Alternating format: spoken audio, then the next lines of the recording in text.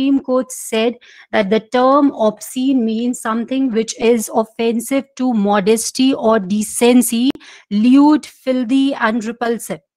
The issue of obscenity has always been a complex one, as it involves other related issues like decency and obscenity. Therefore is a subjective element and therefore needs a wider approach, as what may be obscene in a what may be obscene for one may not be obscene for another person's. For instance, a depiction of a naked body of a female might be indecent and vulgar for some, but for some it might be an artistic expression.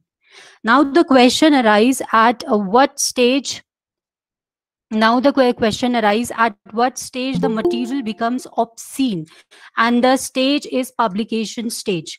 Unless any material is published, it is not obscene. That is why publication is essential.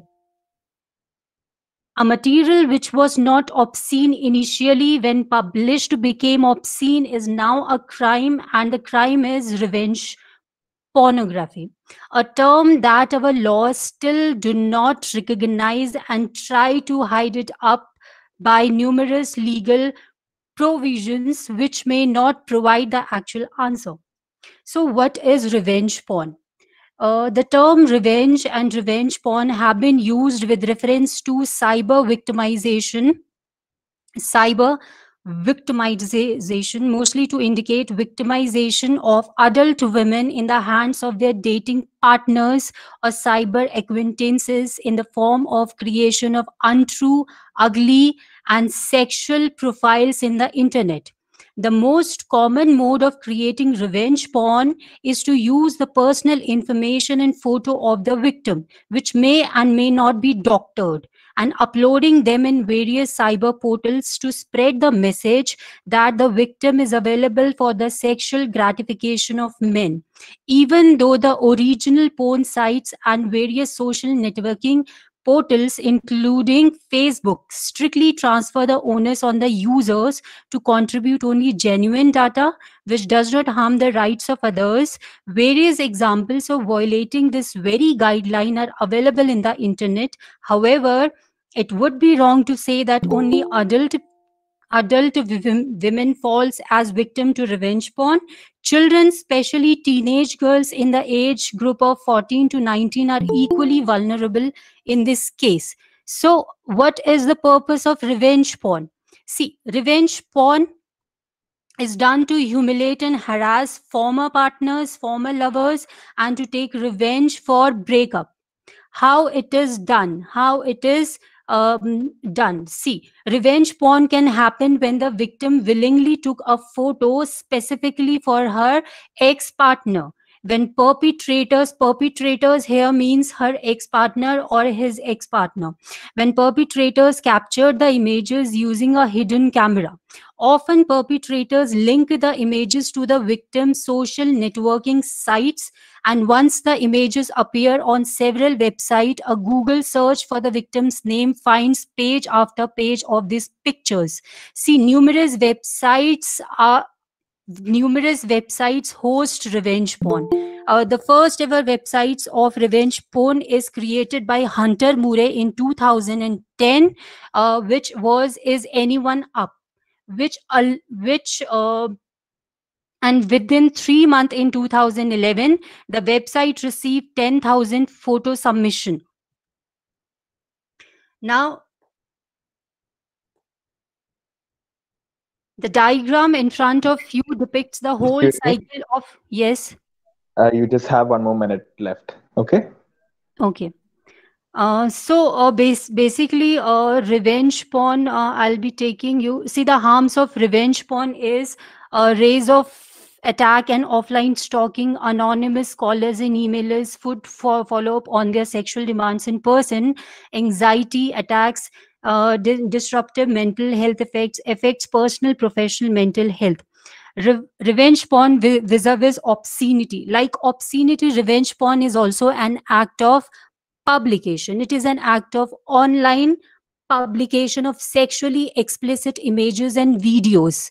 Revenge porn includes all traits of obscenity like publication, lascivious because the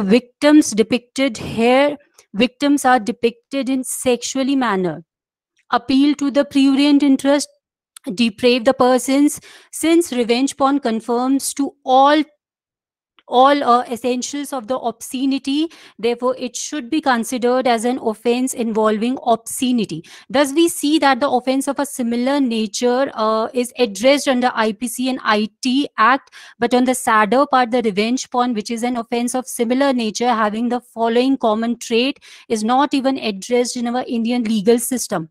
Revenge porn, modern form of expression, Article 19 first A ensures speech and expressions to everyone, and which also ensures freedom to express one's own thoughts through pictorial representation. Since revenge porn is more often done in the form of sexually explicit images, it qualifies to be included within the ambit of expression.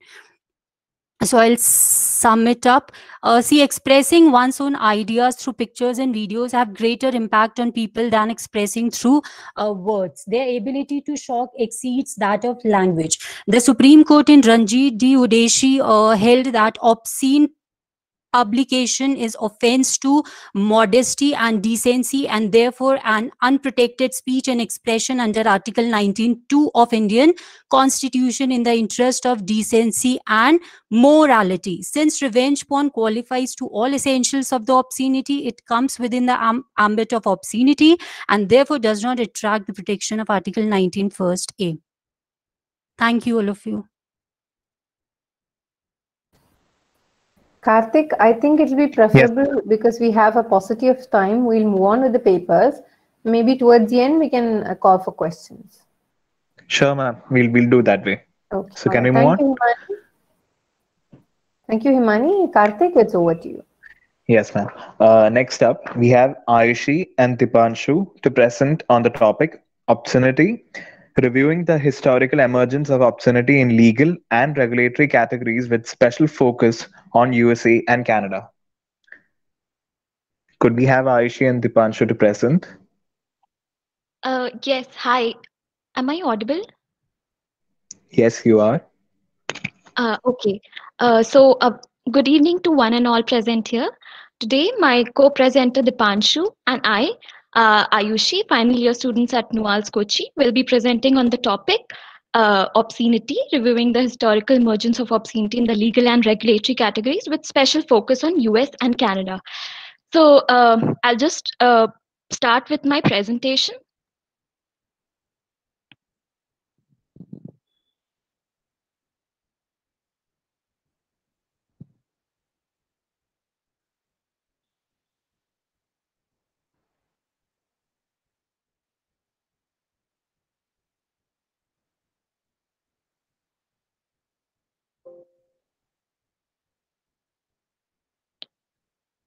Karthik, is it visible? Not yet. Okay. Not yet. Ma'am, are you able to see? Yes, you're sharing. Yes, it's visible now. Perfect. Thanks. Hi. I'll just quickly move on. So I'll begin with a quote from A.P. Sabine, which says, obscenity is a function of culture, a function in the mathematical sense. I mean, its value changing with that of the variables on which it depends. So whenever the first basic question which comes to our mind whenever we see the term obscenity is, what actually is meant by obscenity? How do we define obscenity? So for that, we move on to the Black's Law Dictionary, which defines obscenity as meaning something which is indecent, something which is calculated to shock the moral sense of a man by a disregard of chastity or modesty. However, along with this definition, what we must remember is that obscenity as a concept is very subjective. Like the previous speaker also just said, it's very subjective and it keeps changing with the change in cultures, notions, and countries. So, again, agreeing with this, Justice Douglas, in one of his famous cases in US dealing with the obscenity laws, he clearly said, "What shocks me may be sustenance for my neighbor." So, with this background, I'll move on with the historical emergence of obscenity laws in the American jurisprudence.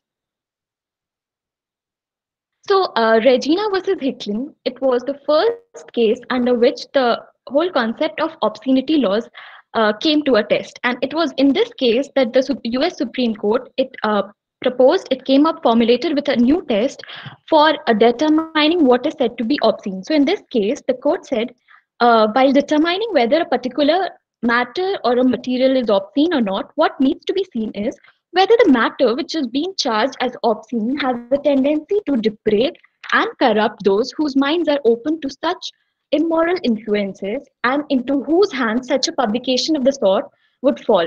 So basically, this Hicklin test, it assumed a very important place in the US jurisprudence of obscenity, and it formed the basis of what a basic determinant for finding out whether a particular material matter was obscene or not. However, later, in the case of United States versus Kennelly, the Hicklin's test was challenged, and it was felt that it should be the average conscience of the people, which should be the right approach to take in viewing such materials that are presumed to be obscene. Now, the next significant change with respect to obscenity laws in the US came in around 1957 in the US court, Supreme Court case of Roth versus United States. In this case, the famous Hicklin test was rejected and a new test defining obscenity was adopted. So in this case, the court came up to define the basic law for determining obscenity as whether to the average person applying contemporary community standards, the dominant theme of material, which is taken as a whole, appeal to the prurient interest. So this was the next test that the Supreme Court came up for determining whether a particular thing was deemed to be obscene. However, this test still did not settle the obscenity laws in the US, and there were issues with it. So after that, in 1973, the US Supreme Court, in the case of Miller versus California, so in this case, came up with a new test, and it rejected the previous test. And in this case, there was a case of Miller who was convicted of violating the Californian laws that prohibited the mailing of some unsolicited obscene materials. So in this court, the Supreme Court once again went ahead and it determined some of the very important questions. So some of the very basic questions that were discussed in this case was, number one, did the Roth test still hold good with the changing times? Number two, was it still okay for the state laws to be so broad and vague and so as to allow different interpretations of obscene, which differed from city to city? And the third was, is there only one interpretation that could be given to the term obscenity, or were there many? The Supreme Court, by a decision of 5-4, it went on to uphold that this Californian obscenity law was correct, and while doing so, it basically modified the test for obscenity, which was established in the case of Roth versus US. And it came up with a three-pronged test. So the three-pronged test basically was, number one, whether any average person applying contemporary community standards would find the work taken as a whole appealing to the prudent interest. Number two was whether work depicts or describes in a patently offensive way any sexual conduct defined by the applicable state law. And the third was whether work taken as a whole lacks any serious literary, artistic, political, or scientific value. So this new test came up in the case of Miller versus California. And again, this was, the Supreme Court continued this in the case of Paris Adult Theatre versus Slayton also. And it held that the First Amendment to the Constitution, it does not give any right to show obscene films. So in this case, the US Supreme Court, it had to determine whether the films that were in question, they had hardcore pornography Aishi, involved. excuse me, Aishi. Yes. You have 1 more minute, okay? Yes. Okay. I'm sorry. I'll just wind up. So yeah, in this case, the state Supreme Court had to determine this. So the state Supreme Court held that it was pornographic, and the US Supreme Court also went on to uphold this. So I would just like to conclude by saying that these two basic cases of Paris Adult Theatre case and the Miller versus California case, they have created more confusion by rather than providing clarity, because they have left a lot of vagueness, and there's broad discretion for each local community to set up their own standards of acceptability. And also Justice Berger in the Paris case he held that there is no need for providing any conclusive proof of a connection between the products that are supposed to be obscene and how they are affecting the public safety. So yes, and however, the Miller test still continues to be the most prominent and primary legal test in US for determining whether expressions are constituting any obscenity. So with that, I conclude, and my co-speaker will just take a couple of minutes to wind up hers. Thank you.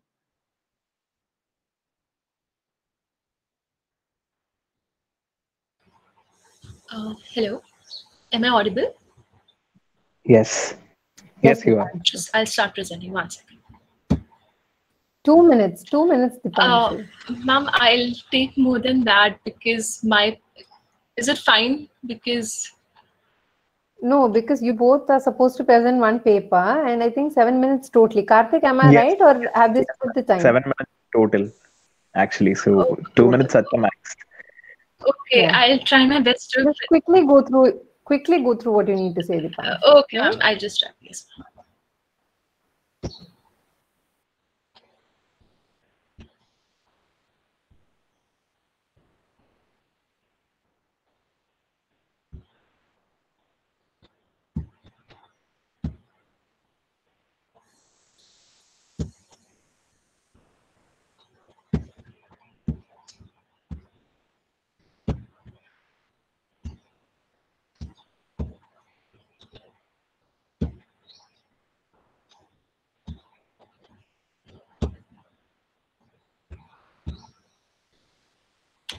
Is my screen visible?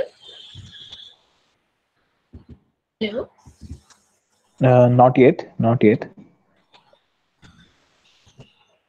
Yeah, it is. Ma'am? Hello? Yes, hello? Yes, okay, I'll start. Thank you, Ayushi. Now, first, I would like to start by introducing myself. I'm Dipanshu Turia. I'm a final year law student at NUALS Kochi. And I would also like to mention one more thing, that because of bad weather, I might get disconnected in between, so kindly bear with me. Here, in this presentation, I'll be looking into different doctrines restricting free speech and how they have evolved over the period of time. Initially, it was the Hickling test, which was the standard test for obscenity. However, in 1959, Canadian Parliament amended the 1892 criminal statute and provided an elaborative definition of obscenity. However, the Supreme Court of Canada ultimately ruled that the new undue exploitation test was the exclusive standard of obscenity, displacing the old Hickling test. But before undue exploitation test, it was Community Standard Test, which emerged in 1960s and became one of the important tests to see whether the material in question is obscene or not. Moving on, the very first case. Just one second, I'm really sorry. Just 1 second.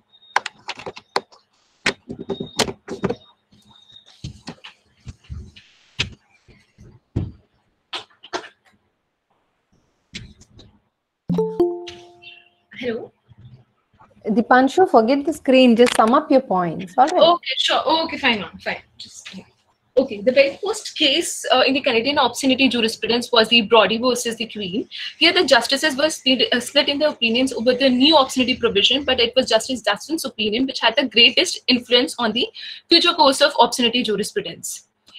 Justice Dustin outrightly rejected the Hickling test and held that the undue exploitation test permits to consider the dominant characteristics of the work so as to evaluate whether it serves a genuine literary or artistic purpose. This test was enhanced in Dominant News and Gifts Limited versus the Queen, where the Supreme Court unanimously endorsed the committee standard test and held that the standards of the committee ought to be the proper test of undue exploitation, and further specified that the committee standards must be both contemporary and Canadian. Further, an element was added in the undue exploitation test by R versus Dow Rankin Cooperative Limited. In this case, degradation or dehumanization test was introduced so as to determine whether the material in question exploits sex in a degrading or dehumanizing manner, and would it fail the committee standard test or not. Then came the Regina versus Butler. The Supreme Court held that the material would probably be considered obscene if it depicts explicit sex with violence, but it would certainly be considered obscene if it is showed explicit sex without violence, which subjects individual to treatment that is degrading and dehumanizing in nature, and the material amounts to substantial risk of harm. Similarly, in Regina versus Keekstra, court ruled that the obscene material cannot be excluded from the scope of protection under Section 2B of the Charter of Rights and Freedoms 1982. Basically, Section 2B talks about fundamental freedom of speech. Nevertheless, in the court's view, when the overriding purpose of the Canadian obscenity statute was not moral disapprobation but the avoidance of harm to the society, then the legislative infringement on the freedom of expression is justified under the Charter. But when the Butler test was in practice, it was used to target and harass minorities. When the issue reached before the court in the case Little Sisters Book and Art Emporium versus Canada, the court in its unanimous decision rejected the test established in the Butler, the test established in the Butler and tends to subject sexual minorities in prejudicial treatment. Whereas in the year 2005, in Regina versus Lebay, the court completely discarded the reliance on community standards of tolerance in favor of the harm-based test. Thus, I would like to conclude by saying that the history of obscenity laws still represents its origin in Victorian era. The doctrine of community standard test that is being followed today in the United States of America and that prevailed until lately in the Canada has no doubt elevated some of the rigorousness established by the Higgins test. But when we look into the US cases like Miller and Paris Adult Theatre, those cases were based on defective legal and moral analysis and totally failing to reason out why the First Amendment protection guaranteed under the Bill of Rights is not extended to the obscene materials. But when we look into the Canadian cases, we can say that the new standard adopted by the Supreme Court of Canada explicitly rejects the community standard doctrines as unjust and unworkable and insists that the alleged harms in question be objectively shown beyond a reasonable doubt and not just be assumed on the basis of the opinions of the members of the community. Thank you so much. That was the end of my presentation. Okay. Thank you, Dipanshu. Thank you, Dipanshu. Ma'am, shall we move on to the next? Yeah. Yes, please.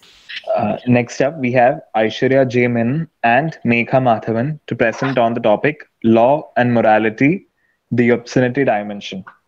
Could we have Aishwarya and Megha?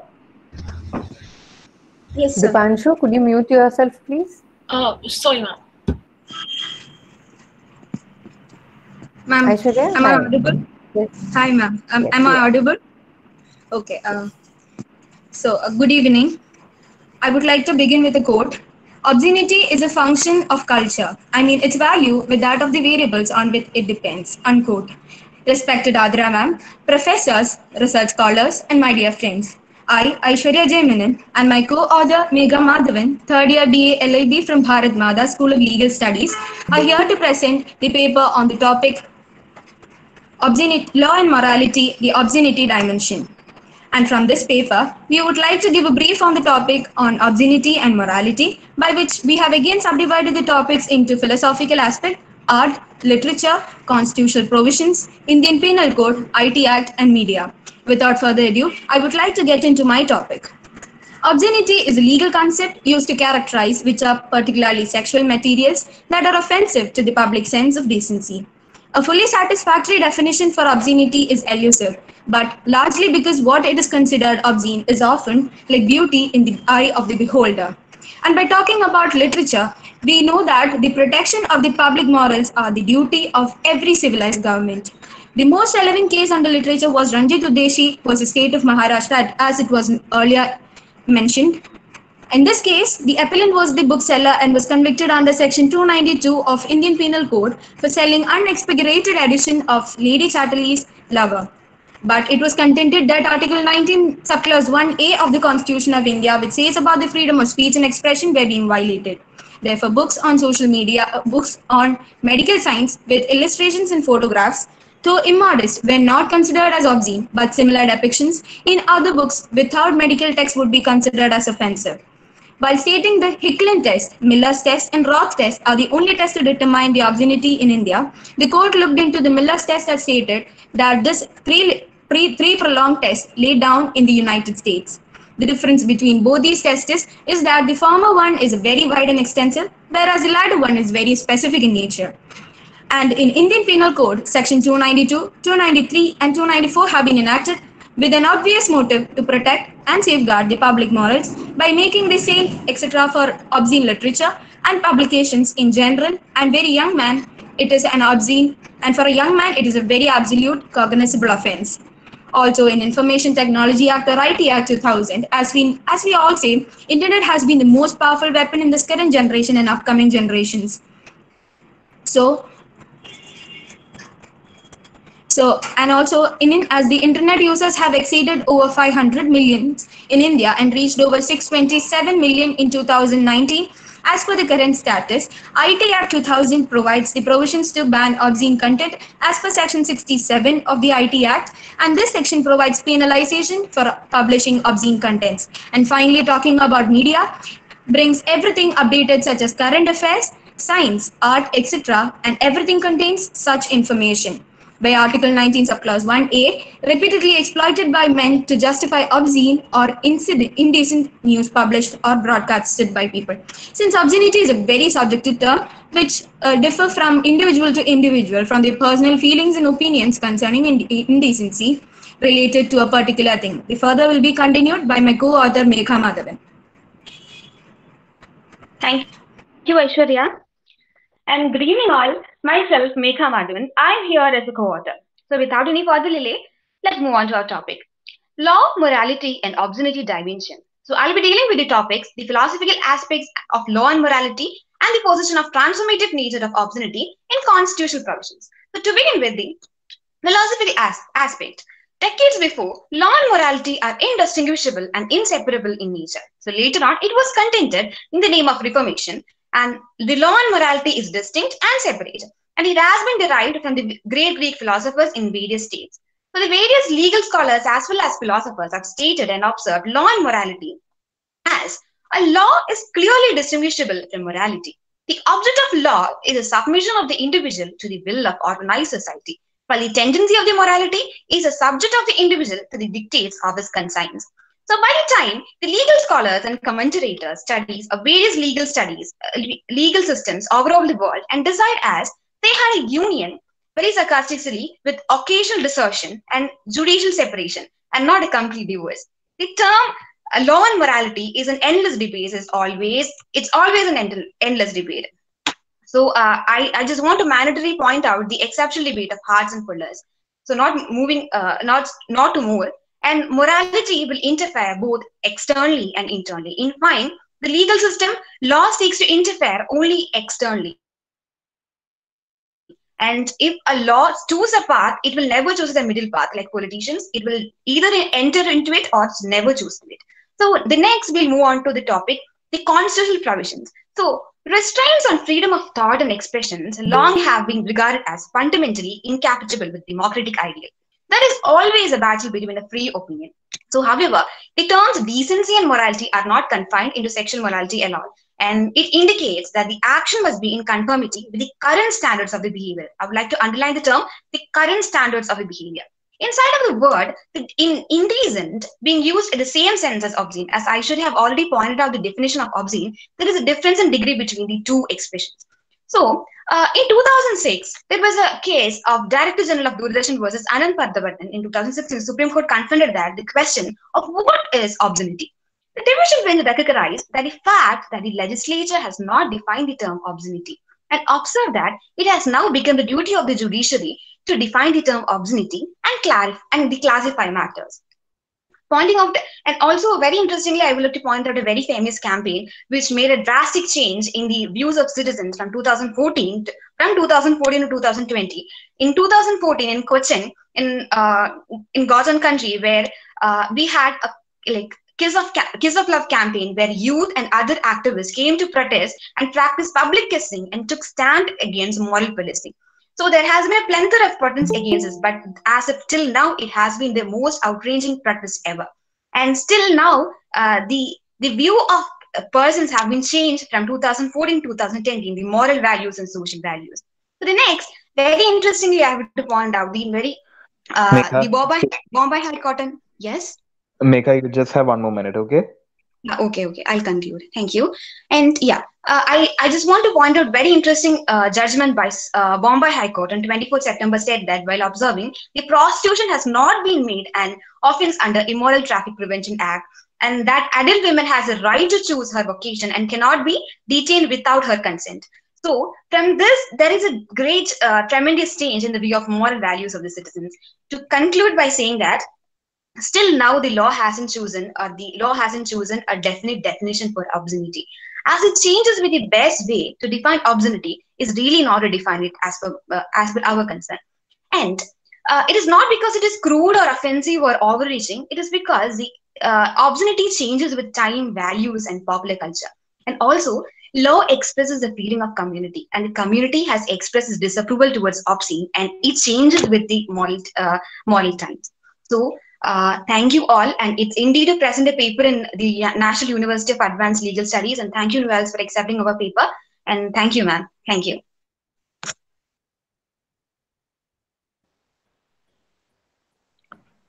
Ma'am, shall we move on? Yes, yes. We'll move on to the Thank next you so much. paper. Yes. Next up, we have Pooja Omanakuttan to present on the topic obscenity through the eyes of law and the society. I repeat, Hello. Pooja to present on the topic obscenity through the eyes of law and the society. Yes, you are audible. Okay. So I'll start my presentation by sharing the PPT. 1 second.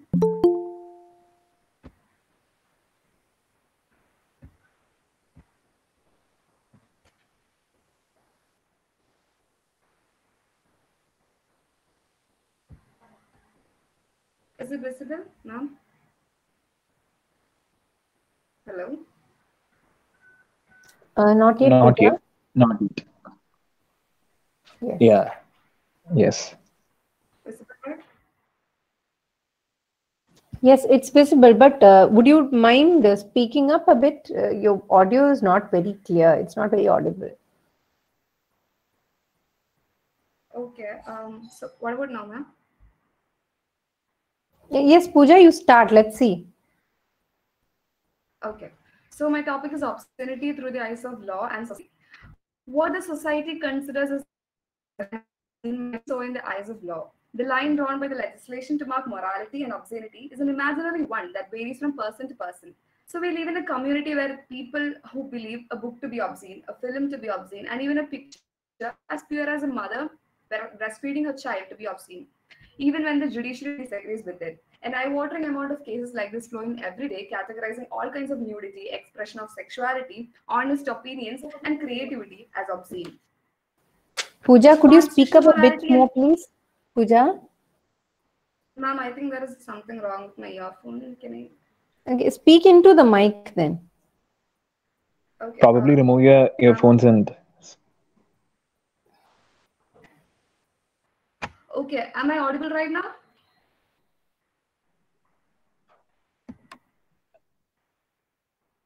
It's still the same. Still the same.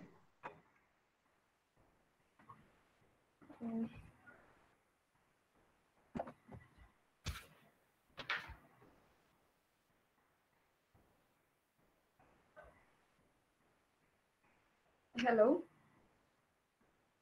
Yes, Pooja? Ma'am, is it okay if you can call the next person? I'll log in through my phone. Maybe then it'll be more clear. Okay, Karthik? Yes, we'll do that. Okay. Yeah, so we'll move on to the next presenter. We have Chippy G. Krishnan to present on the topic content and contours of constitutional morality in Indian Constitution. Chippy, are you available? Yes. Am I audible? Is that clear? Yes, you are. Yes, you are. Perfect. Okay. So good evening, everyone. Thank you for the opportunity and good evening to one and all present over here. So my topic is content and contours of the constitutional morality. So before I move on to the main topic, so let's skim through the main thing that we have always seen right from the very beginning of the day of national webinar. We have been seeing that each one is interpreting constitution, each one is saying about the basic structure doctrine or the extension of the basic structure doctrine or how we are trying day by day to achieve the justice. So with respect to that, so when you look into Indian judiciary, it has always come up with one or the other doctrines or the principles or the rules with respect to upholding the constitution or keeping the people to one particular point, saying that this is the best document that is available.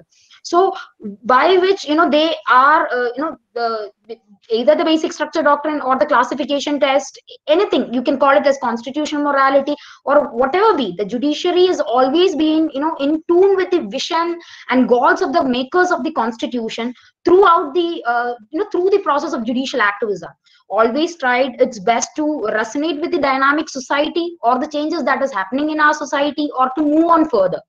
So when you look into Groth's formulation of constitutional morality, he says that, it's something, the constitutional morality is something that we need to respect the constitution, or the authorities must be acting under the constitution, or all the citizens should criticize public officials whenever they are going beyond the constitution or violating the constitutional principles, or to act within the confines of the constitution, or to respect the constitution. So his formulation of constitutional morality is, you can conclude that it's essentially implied to the coexistence of freedom and self-imposed restraint, of obedience to authority with unmeasured sense of persons exercising it.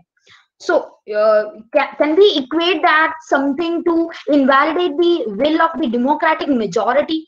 So the intention of the constitution makers in making Indian constitution more flexible. So it was a reason for, maybe we can take it as a reason for not making it too rigid, is understanding that they had a society which is dynamic, or which is subject to transformation every now and then, so as to embrace all the changes that are required from time to time. So if we look into Indian constitution, wherever you cannot see that the term constitutional morality is defined. So when you look into B.R. Ambedkar, he used the terminology constitutional morality during the assembly debates. So in replacing equality principle, rule of law, or the individual liberty or freedom, or preamble, or social justice, rule of law, or supremacy of the constitution, whatever be. So this means constitutional morality is not confined to one or the other elements, or it is being synonymously called as the spirit or the soul of the constitution, or whatever was the intention of the makers of the constitution. So according to former Chief Justice, that is Deepak Mishra, so he said that constitutional sovereignty matters, and that is primary. Everybody, including the parliamentarians, the citizens, all must adhere to and follow the conceptual essence of constitutional morality, and that is why we are here. So looking at Groth, he defined constitutional morality as paramount reverence for the forms of the constitution, enforcing the obedience to authorities. So according to him, constitutional morality is not a natural sentiment, hence it would be extremely difficult to diffuse the same into this community. So which means morality is all about respecting, the constitutional morality is all about respecting the constitution, obeying the authorities constituted and working under the constitution, as well as to criticize those authorities. So this idea of Groth was taken by B.R. Ambedkar while drafting the Indian constitution, and courts power to review the laws made by the parliament or executive action if it goes in derogation with the constitution. That is, in short, the constitutional morality.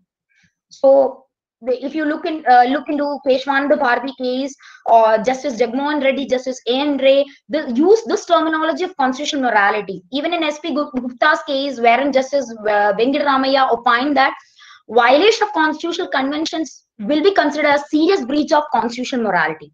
So these are the cases where judiciary has upheld constitutional morality over public morality, and also held while safeguarding the rights guaranteed under the constitution. We cannot overthrow the spirit and essence of the constitution. That is to say, a constitutional morality.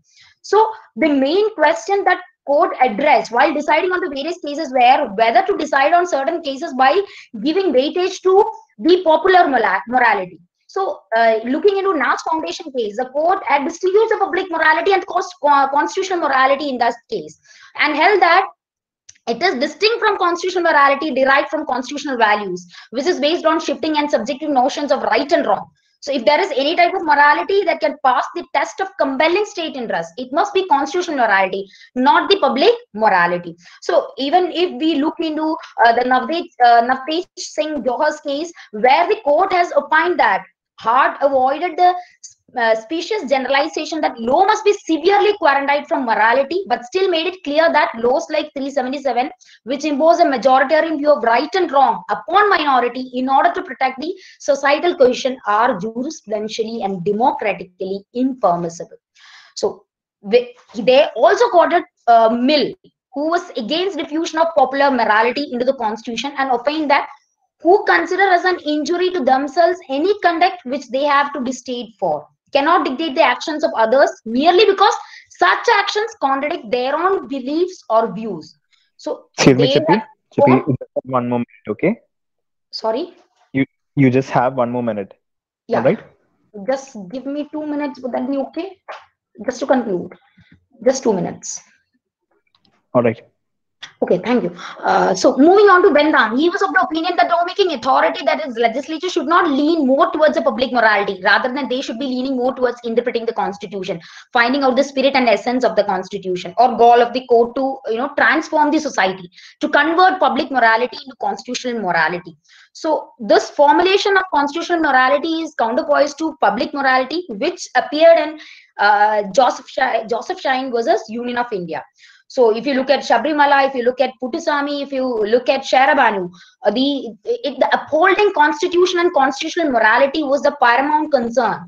So recently we were looking into various discussions. We were into discussions where Sandeep sir was also saying about the decision with respect to Kandaru Rajivru. So if you look into that decision, the Supreme Court decided to refer to a large bench of not less than 7 bench, where the Supreme Court said that the question how to define constitutional morality, the expression constitutional morality, the court noted that they had not been defined in the constitution, and contours of that expression needed to be delineated and let it become subjective. So on the other hand, in dissenting judgment, Nariman reiterated the spirit of the constitutional formulation of constitutional morality.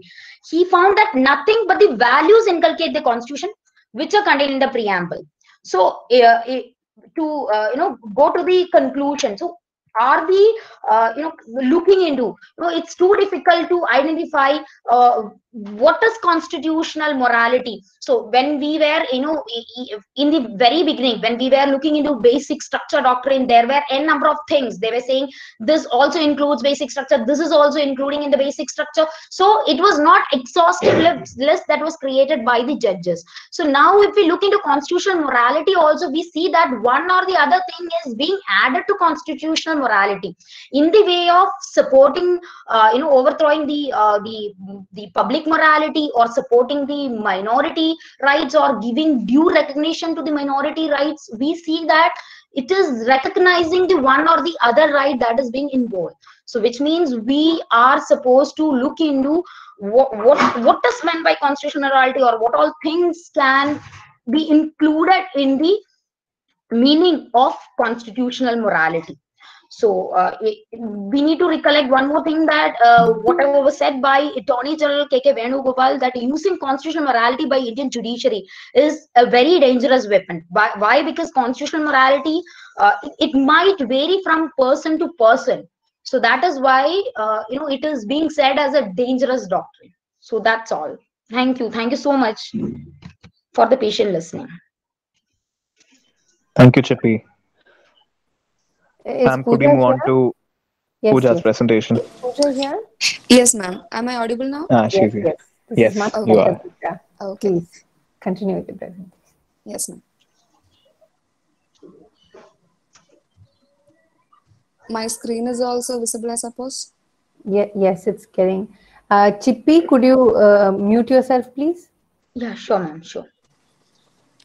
Okay. So my topic is obscenity through the eyes of law and the society.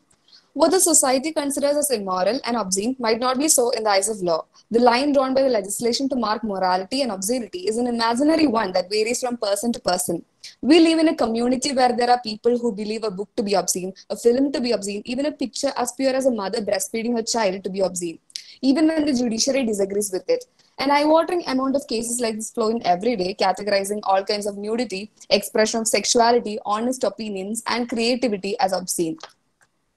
Constitutional morality and public morality must not be intermixed, and public morality should not find any place in any legislation. Even though High Court in the case of NAS Foundation held that public morality and constitutional morality are quite the opposite, the court did not address the fact that constitutional morality itself is molded by public morality to an extent.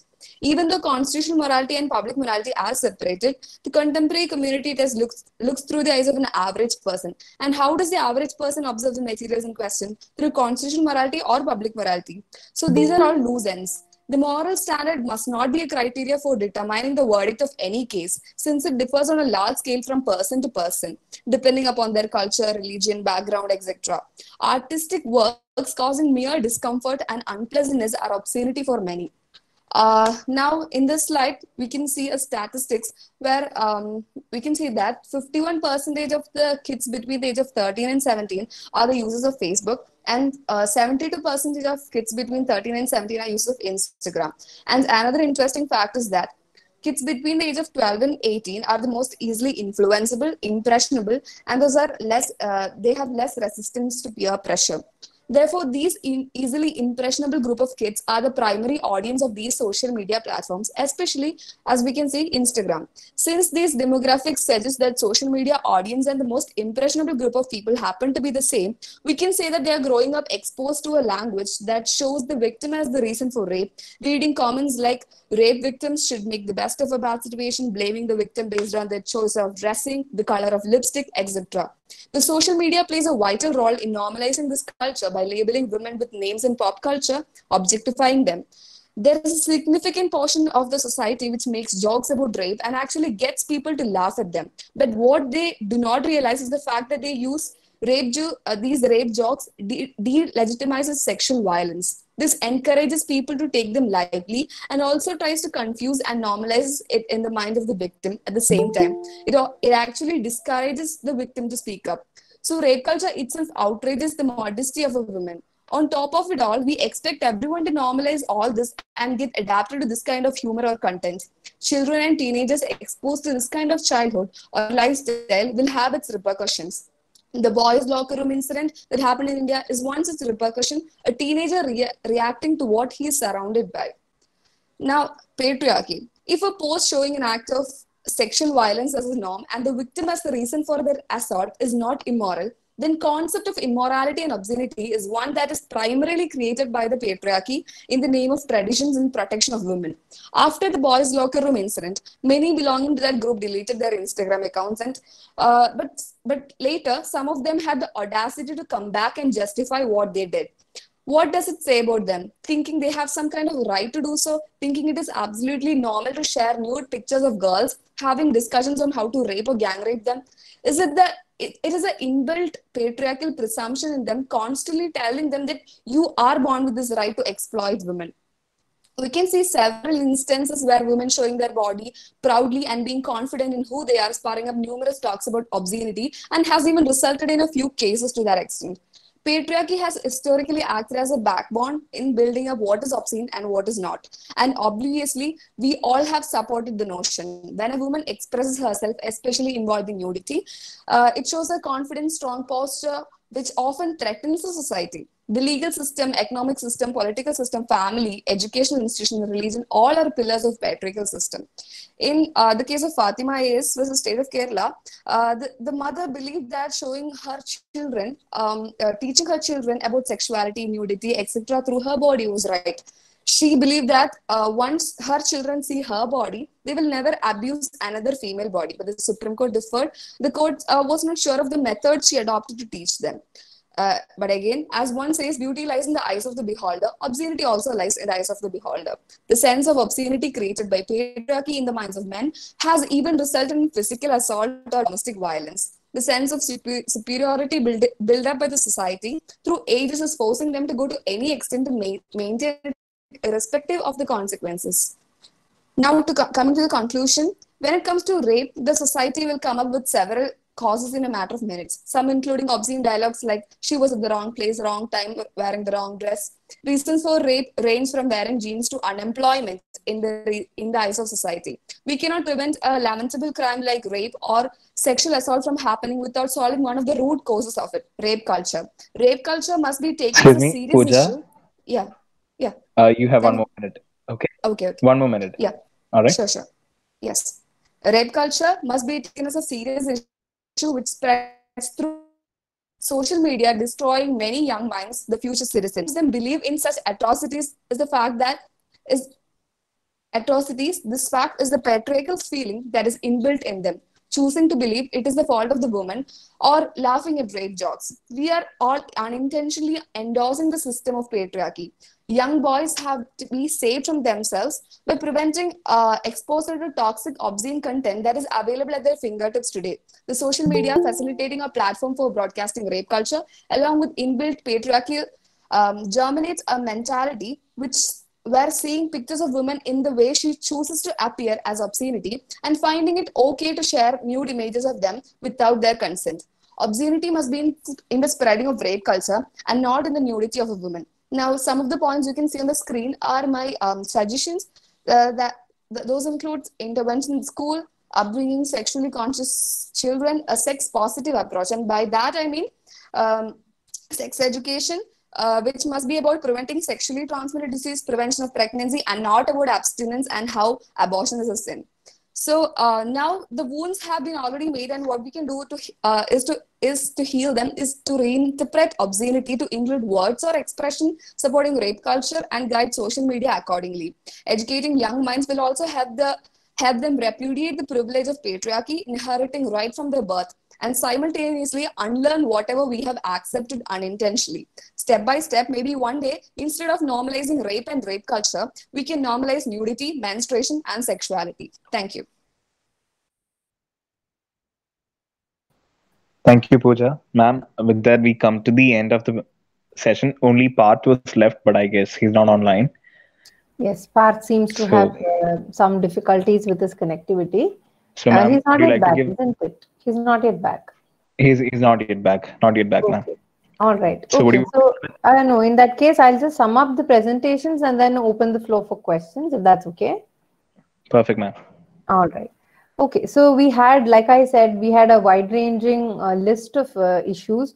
But I think one common thread which ran throughout of all of that is the subjectivity of standards. So we had papers ranging from revenge porn to the subjective standards of obscenity, and also with respect to how the society has perceptions or how they perpetuate already entrenched perceptions of women, binary nature of gender, etc., and how patriarchy plays a very important part in that. So with respect to the paper on revenge porn, the author had mentioned, what revenge porn is and all of it, but she mentioned that the laws do not really address this issue. I beg to differ. I feel that, the existing laws under the Indian Penal Code, the IT Act, they do sufficiently address it. Definitely, there is a move by the Ministry of for Women and Children to have a specific law on revenge porn, as well as this kind of a categorization of women using sexuality, using images as a method of creating or vendetta against an ex-partner. So you have provisions like section 345 of the Indian Penal Code, then against criminal intimidation, against defamation, against use of internet as a source of intimidation under section 66E, 67, 67A for women, and men equally, 67B for children. You have so many provisions which we have already. I agree that we can stand to strengthen the situation, seeing that sometimes there are loopholes that we don't really see. Then with respect to the standards of obscenity, yes, from the Hickling test onwards, we've come a long way. We have shifted from the vulnerable population who's to view this to the standards of criminal obscenity, which is to be charged on the person who brings these matter to the or is published at the society level. But there was also a very interesting question of self-expression, as was discussed in the case of Kamlesh Vaswani versus Union of India. I don't know if you have gone through that case. It's about pornography. It is about the menace of pornography. There are lots of articles which have come out after that supporting the petition, as well as putting forward a different point of view with respect to pornography, whether watching pornography is a crime, whether it's something which falls within the definition of a private space of a person, as we've seen the interaction of differentiating between private space and where the state can actually intervene. You see US cases like Griswold versus Connecticut or Roe versus Wade, wherein autonomy and the definition of private space of a person was discussed widely. In India also, we have brought in a lot of it, but due to our own cultural differences, we have our own unique sense of what can be considered as obscene, what can be a test for determining that. And that is perfectly okay, but we need to have the realization that morality is not an iron rod which is to be inflicted on people. You cannot have a fundamental right to be offended. That is something that we need to realize. You do not have a fundamental right to be offended. You have a right to express yourself just like other people, but your right to expression should not go to the extent that it hurts another person or it intimidates another person or is a crime, essentially. So yes, these are standards which have to be realized. And while we say that it is subjective, we still have to have an objective standard, because many of this, if it's not properly addressed, it falls into the category of crime. And that is where this necessity for objectivity comes into being. Now, coming to Chippy's presentation, I really liked the way that she had put forward her thoughts, but I just have a doubt. Chippy, if I may address that right here. Yes, ma'am. Yes. So you spoke about, the constitutional morality, the point of constitutional morality and personal morality. They have to be opposite with each other. And because constitutional morality depends on the person who looks at that particular question, it has to be interpreted accordingly, or we have to understand that it will be interpreted accordingly. But I understand, I don't know, I stand to correct myself if that's the case, but I understand that the entrenched values of dignity, liberty, equality, these are what should mold the understanding of constitutional morality. Even if you say that it is subjective, it cannot be so subjective that it completely disregards these fundamental entrenched values of a constitution. If it does, it's not an interpretation of constitutional morality, it only remains a travesty of it. That is my understanding. You cannot equate personal morality with constitutional morality. You cannot say it is so subjective that it depends on the person. Yes, I get your point, especially yesterday also the same point was discussed. I understand that, constitutional morality is interpreted by judges. So it is ultimately true, like Cardoso says, that what mores and values that judges have, it is reflected on the judgments. That's true. But even such a self-expression by a judge cannot overthrow these fundamental values which are inherent in our constitution. So that's just a point of difference that I had with you, Chippy. Even in the Kandaru Rajivru case, the same point was reiterated, if I'm not wrong. And lastly, with Pooja's paper, yes, Pooja, I completely agree with you that Chippy, can you mute yourself, please? Yes, ma'am. Yes, ma'am. Sorry. Just to address that question, but then I'll come back to you. I'll give you an opportunity to answer that, and then we'll open the floor for questions. So Pooja's paper, it was especially with respect to the question of children being among a large proportion of the users of these new social media network. I understand that Facebook is now old people's. You have better, newer social media platforms which come up. And it's a youth which identify with it. And many of these are technology natives. And that again plays a very important part in how they are able to institutionalize and accept tech, and especially social media platforms. But therein lies the problem. You have access to tech, but you don't have the maturity, legal maturity or the emotional maturity to understand how to go about, handling that. So again, with respect to the legal context of it, we find that there are certain, certain legislative measures in place, like 67B of the Information Technology Act and others, which can be, and also crimes against women, children, that can also be an essentially effective, part. But then I think the point that we should try to understand is it's not just about solving a problem after it has if it has arisen. It's also about cautioning and educating the children. A child is anyone who falls below the age of 18. And as Pooja's paper had explained, this constitutes 70% of the number of users, which is a very large number. So these again are tied in with data protection, personal data protection, about which we don't have a legislation so far. That is also another issue. So yes, we live in very troubling times, and I'll ask Chippy to take up that question, sorry, and then we'll open the floor for questions. Chippy, if you're here. Yes, ma'am. Yes, ma'am. I hope I'm audible. Yes.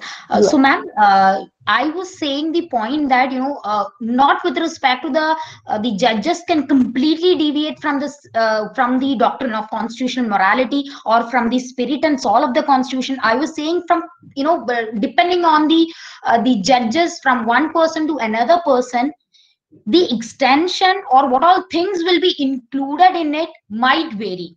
So it will not be considered as an exhaustive one. It can, just like basic structure, it was not an exhaustive list that was created by Keshwananda Bharati or any other decision following to that. So this will also be like something which you cannot confine completely to one or the other thing. It will be list that will be going on, and further when you are counting one by one to this list, you will reach to a point that the entire constitution or the basic structure doctrine itself. So I think there is a one particular point where the doctrine of basic structure as well as the constitutional morality, you call it as the principle or the doctrine or the norm. So both these things will intercept at one point and can be equated as one and the same thing. So that Excuse me, was my ma'am. Yes, I'm afraid that we're running short of time. So could we please wind up? Yes, no problem. All right, I'd like to thank all the presenters for their wonderful papers, and I wish them all the best. We don't have too much time. I think the next session is about to begin. So again, thank you so much, and have a good day. Thank you so much, ma'am. Thank you so much for being a wonderful moderator. And I would request all the participants to stay till the end, because after the valedictory function, we shall have an announcement over 3 categories of prizes for best research paper, best presenter or presenters, and best interactive participant. So requesting all the participants to stay over till the end. And with that, we come to the end of technical session 7. Thank you so much.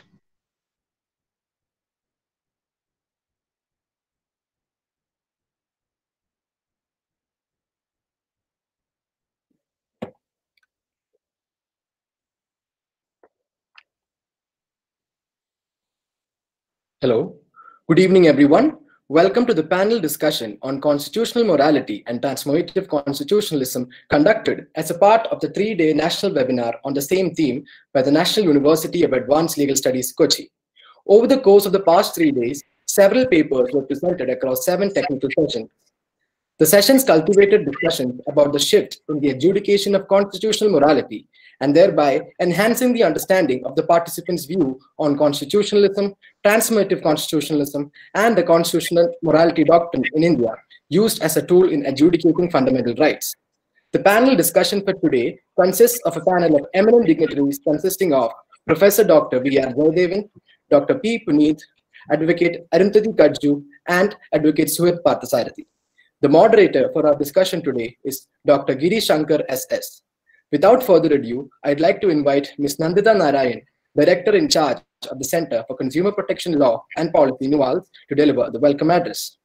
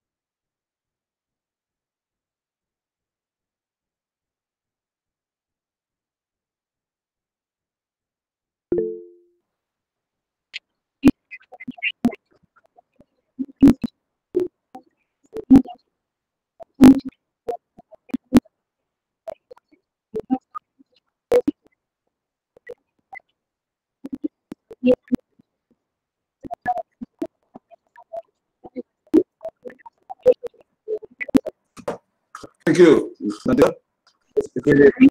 It's really, yes.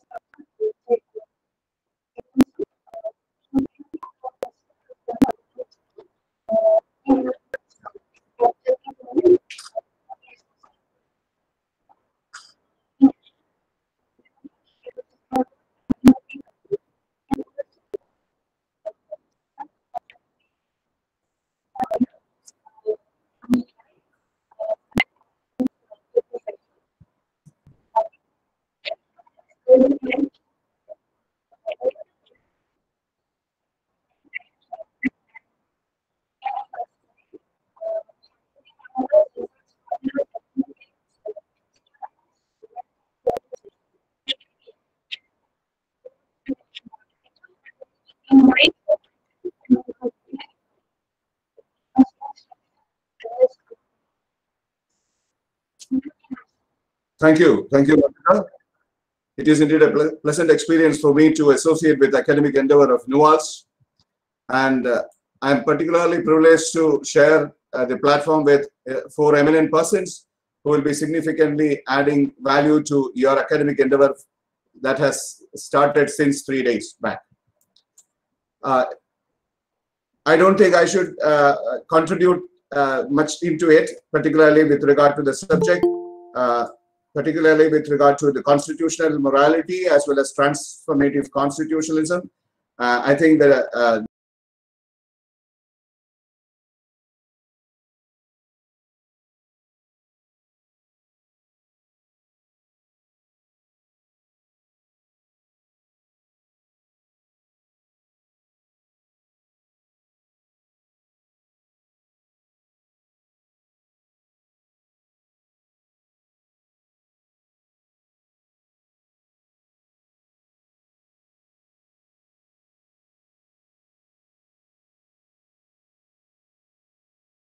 the portals of the NUALS has been filled with the deliberations of the different facets of these topics for the past 2 days, and we are having an exciting panel here, and I'm sure that they will be significantly adding to the value of the discussions, deliberations, etc. that is being carried forward in this particular academic endeavor.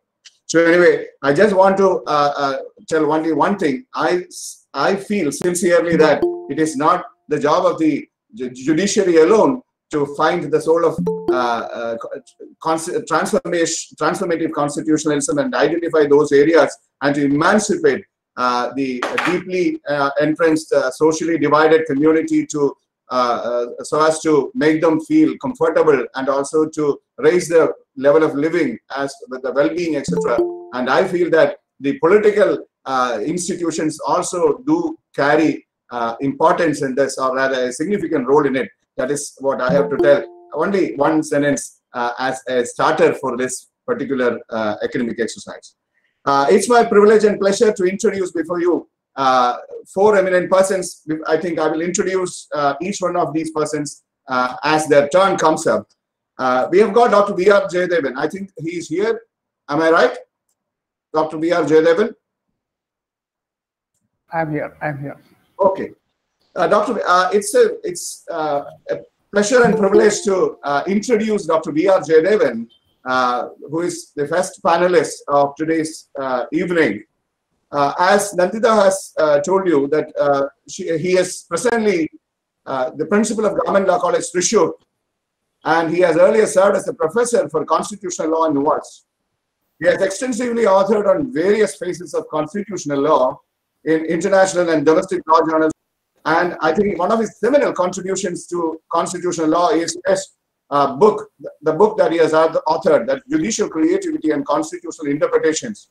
I think this could well be one of the learning material as far as constitutional students or law students are concerned. Many of his articles have been quoted in the decisions of Supreme Court as well as in the Law Commission reports. And he is revered among the academic community as of, at least in Kerala, as well as across the country, as one of the finest teachers, especially in constitutional law.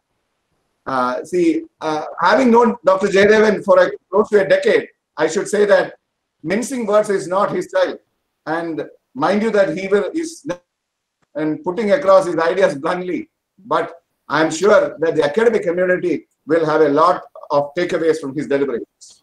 So let me welcome Dr. Jayadevan to this session. And along with that, let me just advise you, the panelists, reward panelists, that I think you can talk for 11 minutes if you may take for deliberation. Then we will set apart 3 or 4 minutes for question and answers, because we have got only 1 hour at our disposal, because after sharp 1 hour, the valedictory address is to be started. I hope you will certainly be mindful of the time that is there. So please bear with us. Dr. V.R. Jayadevan, its floor is open to you. Thank you. Thank you, Girishankar, for the kind words. And also I should thank Noels and particularly Nandita for inviting me to the program. I am overwhelmingly happy. Am I not audible? Yes, very clear. Thank you. Thank you. And I'm happy that I am part of this. But again, as in many of the seminars, I think I'm not the majority in discussing the topic, because I have been hearing these 2 expressions, constitutional morality and transformative constitutionalism, only for the past perhaps 5 or 7 years, not before that. As a law student at the undergraduate level, nor at the postgraduate level, I never heard these expressions. We have heard all these 4 words, but I do not know how far these words have been framed in such a way that they have been used to denote certain new concepts. I do not know. And again, but I do not disagree with the discussion on transformative constitutionalism, because I believe we have been in a constitutional stagnation for the past 10 or 15 years. I will explain what I actually mean by that. And I have got disagreement with the expression of transformative constitutionalism, and also the concept of constitutional morality, the way in which they are used. Because I have been discussing in constitutional law classes and also in the forums of discussion that constitution and constitutionalism cannot be separated. Because again, the term constitution denotes, since its arrival in 1787, you find that the term denotes a specific thing. It just denotes that there is a transformation of power from the ruler or the sovereign to the people at large. That is why you call a country with a constitution can have only administrators with limited powers. So I do not know how far the concept of constitutionalism has to be separately discussed from constitution, because McIlvaine has discussed constitutionalism, but by and large, the expression constitutionalism and constitution are to be understood in the sense in which you find the powers of the rulers are to be limited. And transformative constitutionalism has gained the ground. That is what I understand after the arrival of the South African Constitution. As Bakshi has been referring to that as the Bisa Constitution, Brazil, India, and South African Constitution, that is a third world country constitution. But I do not know. I do not know whether the expression transformative constitutionalism is a correct expression, number one. Number two, whether the expression transformative constitutionalism is properly used in the Indian context. Because when we refer to these are interrelated in one sense. I am going to explain the interrelationship between transformative constitutionalism and constitutional morality. These terms or these expressions have been used in the Indian context at the initial stage as the mechanism to regulate the power discussions were on. He wanted the constitution to be formulated in such a way that there would be transformation from monarchy to democracy, there would be a transformation from capitalism to socialism, there would be a transformation from feudalism to equality, where would be again transformation from theocracy to secularism, hereditary to republicanism. But you find this track has been lost. This track has been lost after the arrival of the independent constitution. I will just explain how that has taken place. But you find there are decisions by the judiciary, the Indian judiciary, in which you find, without using the expression transformative constitutionalism, the court has tried to bring in a kind of restriction on the powers of the rulers. The cases are very, very fine. Cases from Keshavananda Bharati to Vaman Rao, Supreme Court advocates S.R. Bommai, Quixote Holohan, L. Chandrakumar, and Raja Rampal, and perhaps the Supreme Court advocates in 2015. What I am focusing on is that in all these cases, the Supreme Court has been trying to explain that the powers of the rulers, powers of the executive, powers of parliament are very much limited. And again, you must also keep in mind that these are the decisions where the Supreme Court has been condemned for having transgressed the constitutionally laid down patterns. On the other hand, you find the constitutional transformative constitutionalism has been abused, if I can use that term, or misused by the makers, by the subsequent parliament.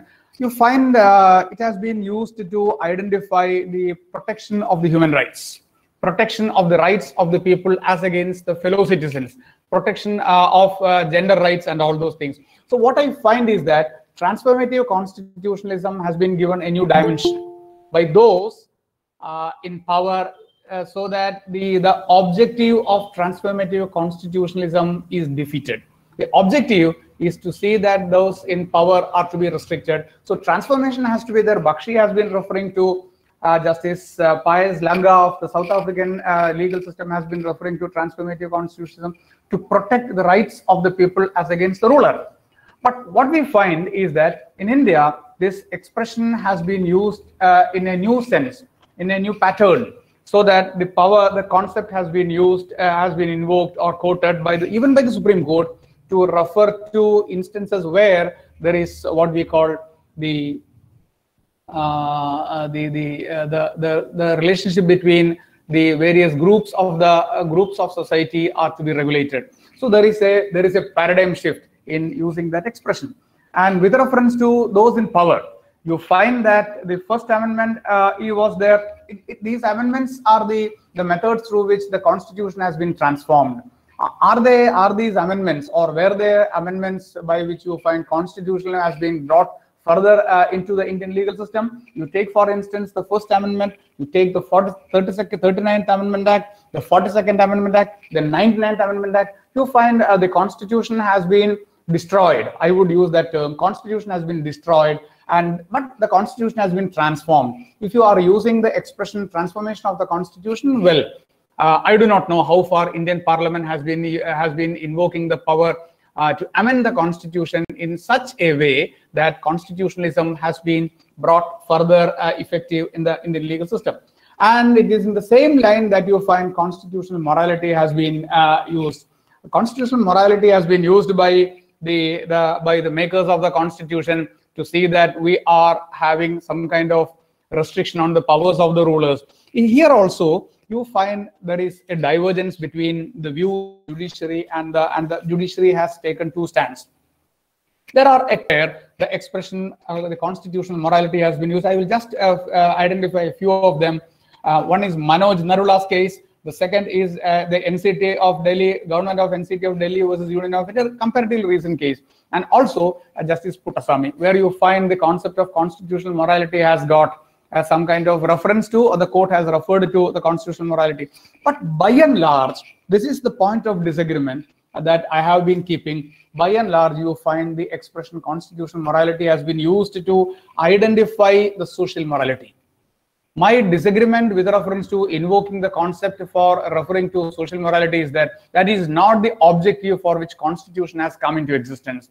Constitution has come into existence to regulate the relationship between the rulers and the ruled on the one hand, and also to see that the rights of the ruled are protected against the rulers, and also that the powers of the rulers are limited in one way or the other. But in India, you find that these aspects are not taken care of. by either by those who are in power or by those in judiciary. You find the concept of constitutional morality has been invoked by the Supreme Court in recent popular cases, I would say, where the concept ought not to have been used in the sense in which that was used. One is Nas Foundation case in 2009. The second is Shaira Banu's case in 2017, Joseph Shine in 2018, Navadesh Johar in 2018, and Shabri, and again NCT in 2007. But my point of disagreement in Justice Puttasamy, I will just clarify what I was actually explaining. In Justice Puttasami's case, constitutional morality was used to see that the right to privacy is to be made available to the people. But the court has failed, miserably failed, to discuss a very pertinent point that was raised before the Supreme Court as to whether the power of the Speaker to decide whether a bill is a money bill or not is absolute. Even though I agree substantially with Justice Puttasamy's judgment, the way in which the issue was handled by the Supreme Court is a bizarre one. It was not a proper one, because the Supreme Court was not able to explain whether the decision of the Speaker under Article 109, if I am subject to correction, to decide whether a bill is a money bill or not is absolute one or not was not discussed. That point has not been discussed. That's a very serious issue. So my point is that the concept of constitutional morality is invoked recently after 2005. The concept of transformative constitutionalism began to be discussed in public pulpits after 2010 or 15 to denote things which are not at the constitutional plane but at the social or political fields. This is the way in which there is a paradigm shift in using these two concepts. There must in fact be a convergence between transformative constitutionalism and constitutional morality to denote or identify the relationship between the rulers on the one hand, those holding the power on the one hand, and those who against whom the power is exercised. Otherwise, the objective for which the constitution has been brought into effect would be defeated.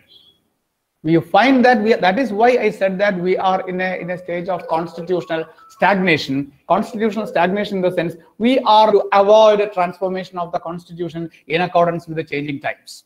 When times change, when there is advancement of technology, when new issues prop up, you find that the constitutional concepts are to be modeled in such a way that we are able to address them in a new way, which is not done even with the concept of transformative constitutionalism and constitutional morality. Thank you for giving me the opportunity to be part of this panel, and I think time is up. Yeah, thank you, Dr. Jayadevan, for, as usual, in the inevitable style that you usually provoke the rest of the panelists as well as the audience, isn't it?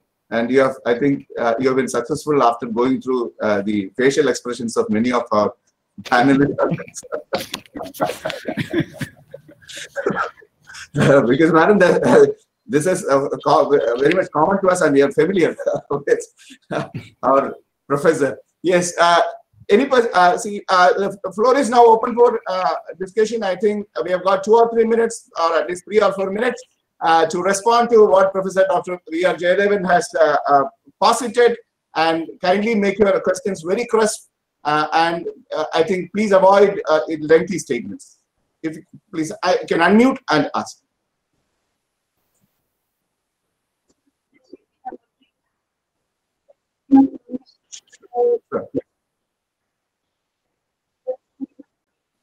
Okay. Then, thank you. So I stand corrected. So anyway, so keep your questions intact after the entire presentations. We will go for questions, question and answer session. So next speaker is Dr. P. Puneet. Dr. Puneet is an associate professor of law in the Center for Study of Law and Governance, JNU, Delhi. He is a complete product of Karnataka University, Bangalore University. Did his LLB, LLM, and PhD from Bangalore University. And before joining JNU, he was an assistant professor at the Indian Law Institute. And he had served in various positions in the academic bodies. And also he has been the assistant editor of the prestigious Law Journal of Indian Law Institute, and he is a regular contributor to the annual Seva Survey of Indian Law. And he is a prolific speaker, and he has presented many speeches as well as analysis in national as well as international seminars and conferences, besides presenting papers. And I think he has his topic of his doctoral work was also on a very similar topic, in fact, a global regulatory regime on Indian Constitution, a critical study. So, Dr. Puneet, please, I'm handing the floor to you. Thank you. Yeah, thank you very much, and a warm good evening to all of you. Respected moderator, Dr. Girishankar, distinguished co-panelist, Professor Jayadevan, Advocate Arundhati Kaju, Surit Parthasarathi, other dignitaries and dear friends. It is absolutely a great privilege to be a part of this panel. Let me at the outset express my sincere gratitude to the members of the organizing committee for giving me this opportunity to share some of my views on the broad theme consisting of two important and interconnected concepts of constitutional law. Though they have been in existence for long, they have become buzzwords, so to say, in constitutional adjudications and discourses in the country in the last few years. The concept of constitutional morality in particular has created a great amount of debates in and outside the courtrooms in the recent past. There are proponents and opponents of the concept. I'll come to it a little later. Now, let me begin with the concept of transformative constitutionalism. If there are certain incontrovertible statements that can be made about the Indian Constitution, one of them, in my considered opinion, is that it is a transformative document. The transformative vision is emphatically embodied in the Constitution. However one tries to read, or whichever the method of interpretation one adopts, whether method of interpretation adopted is virginalism or a living constitutional theory, transformative character of the Constitution cannot be denied. It is, of course, true that the degree of transformative potential of the Constitution vary according to the theory or a method one chooses to interpret the Constitution, but the transformative character as such cannot be denied. The transformative character is not something that is unique to the Indian Constitution. Almost every constitution has that character. Generally speaking, constitutions, as Eran Barak has said, reflects the events of the past, lay foundation for the present, and shapes the future. That is true of almost every constitution. No constitution is status quoist in character. What is important to be noted about the Indian Constitution is that its transformative character, as argued by Gautam Bhatia in one of his recent books, is much more deeper than the constitution of certain other countries like the United States of America. The Indian Constitution sought a thorough reconstruction of state and society itself. Let me not go into all the details. There are many scholarly works on the topic. Let me add as a footnote to the existing body of scholarly literature on the topic only a couple of points. Number one, the essence of transformative vision of the Indian Constitution has been emphatically enunciated at the very outset in the preamble of the Constitution itself. To substantiate this point, I would like to draw your attention not towards the grand words or concepts that find place in the preamble of the Constitution, namely sovereign, socialist, secular, democratic, republic, or justice, liberty, equality, or fraternity. All of you are too familiar with those grand words or concepts. I would like to draw your attention towards the three important verbs in the preamble of the Constitution of India. They are constitute, secure, and promote. Choices of these verbs are very instructive. None of them are terms that indicate intention to continue the status quo. They indicate the intention of the framers to transform, to constitute India into what it was not before, sovereign democratic republic, socialist and secular are added later, to secure to all citizens justice, liberty, equality, and fraternity, which were never guaranteed to them before. Framers did not use the verb to maintain those, they choose the verb secure. They knew that they do not exist to be maintained and they need to be secure. How could they have possibly said, say, for example, to maintain equality?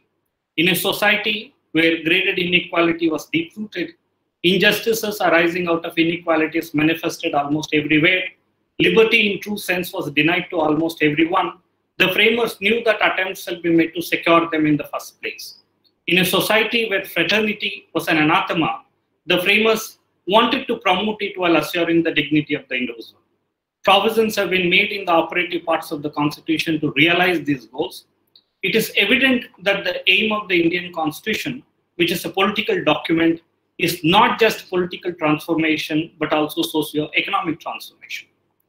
It sought to establish a new socio-economic and political order, which is more just, though not absolutely just order. The aim was to gradually eliminate all injustices arising out of all forms of inequalities. The responsibility to implement the transformative vision is primarily on the state. I use the word state in Article 12 sense. And the judiciary, particularly the apex court as the final interpreter of the Constitution, has a constructive role to play in enlivening the transformative vision of the Constitution of India. What progress we have made in the last over 7 decades in implementing the transformative vision is a topic for another day. Suffice it to say that if one assesses the role or performance of different organs, the report cards, including that of the judiciary, are not wholly satisfactory. The important point I would like to make is this. If the Constitution is a transformative document, which it is undoubtedly, and the aim is to bring about political and socio-economic transformation, then it is very hard to say that there is nothing called constitutional morality, which is distinct from the pre-existing public or religious morality. Professor Bakshi, in one of the recent conversations on the topic, has said that he often wonders at the proposition or thought that there can be a constitution without the morality of its own. He said such a proposition puzzles him a lot. While talking about the Indian Constitution in particular, I am in total agreement with what Professor Upendra Bakshi has meant. It is entirely disingenuous to argue that the Constitution, which aims at thorough transformation of state and society, is without a morality of its own, which is distinct from the public or religious morality.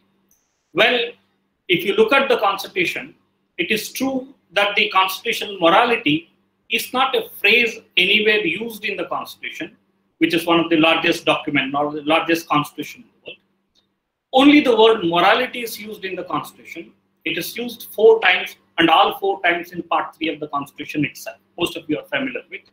Twice in Article 19, Class 2 and Class 4, and Article 25 and Article 26 of the Constitution. Though the word morality is used 4 times, it is not defined in the Constitution. What does morality in the Constitution mean is a question that often arose before the Supreme Court. The Supreme Court has pointed out more emphatically in the recent days that the word morality does not refer to a popular religious or cultural morality, but to constitutional morality. The court, of course, seems to be right in saying that the word morality does not refer to religious morality. As you may know, the right to religion itself is subject to morality under Article 25 of the Constitution of India. It would not have made any sense to say that right to religion is subject to religious morality.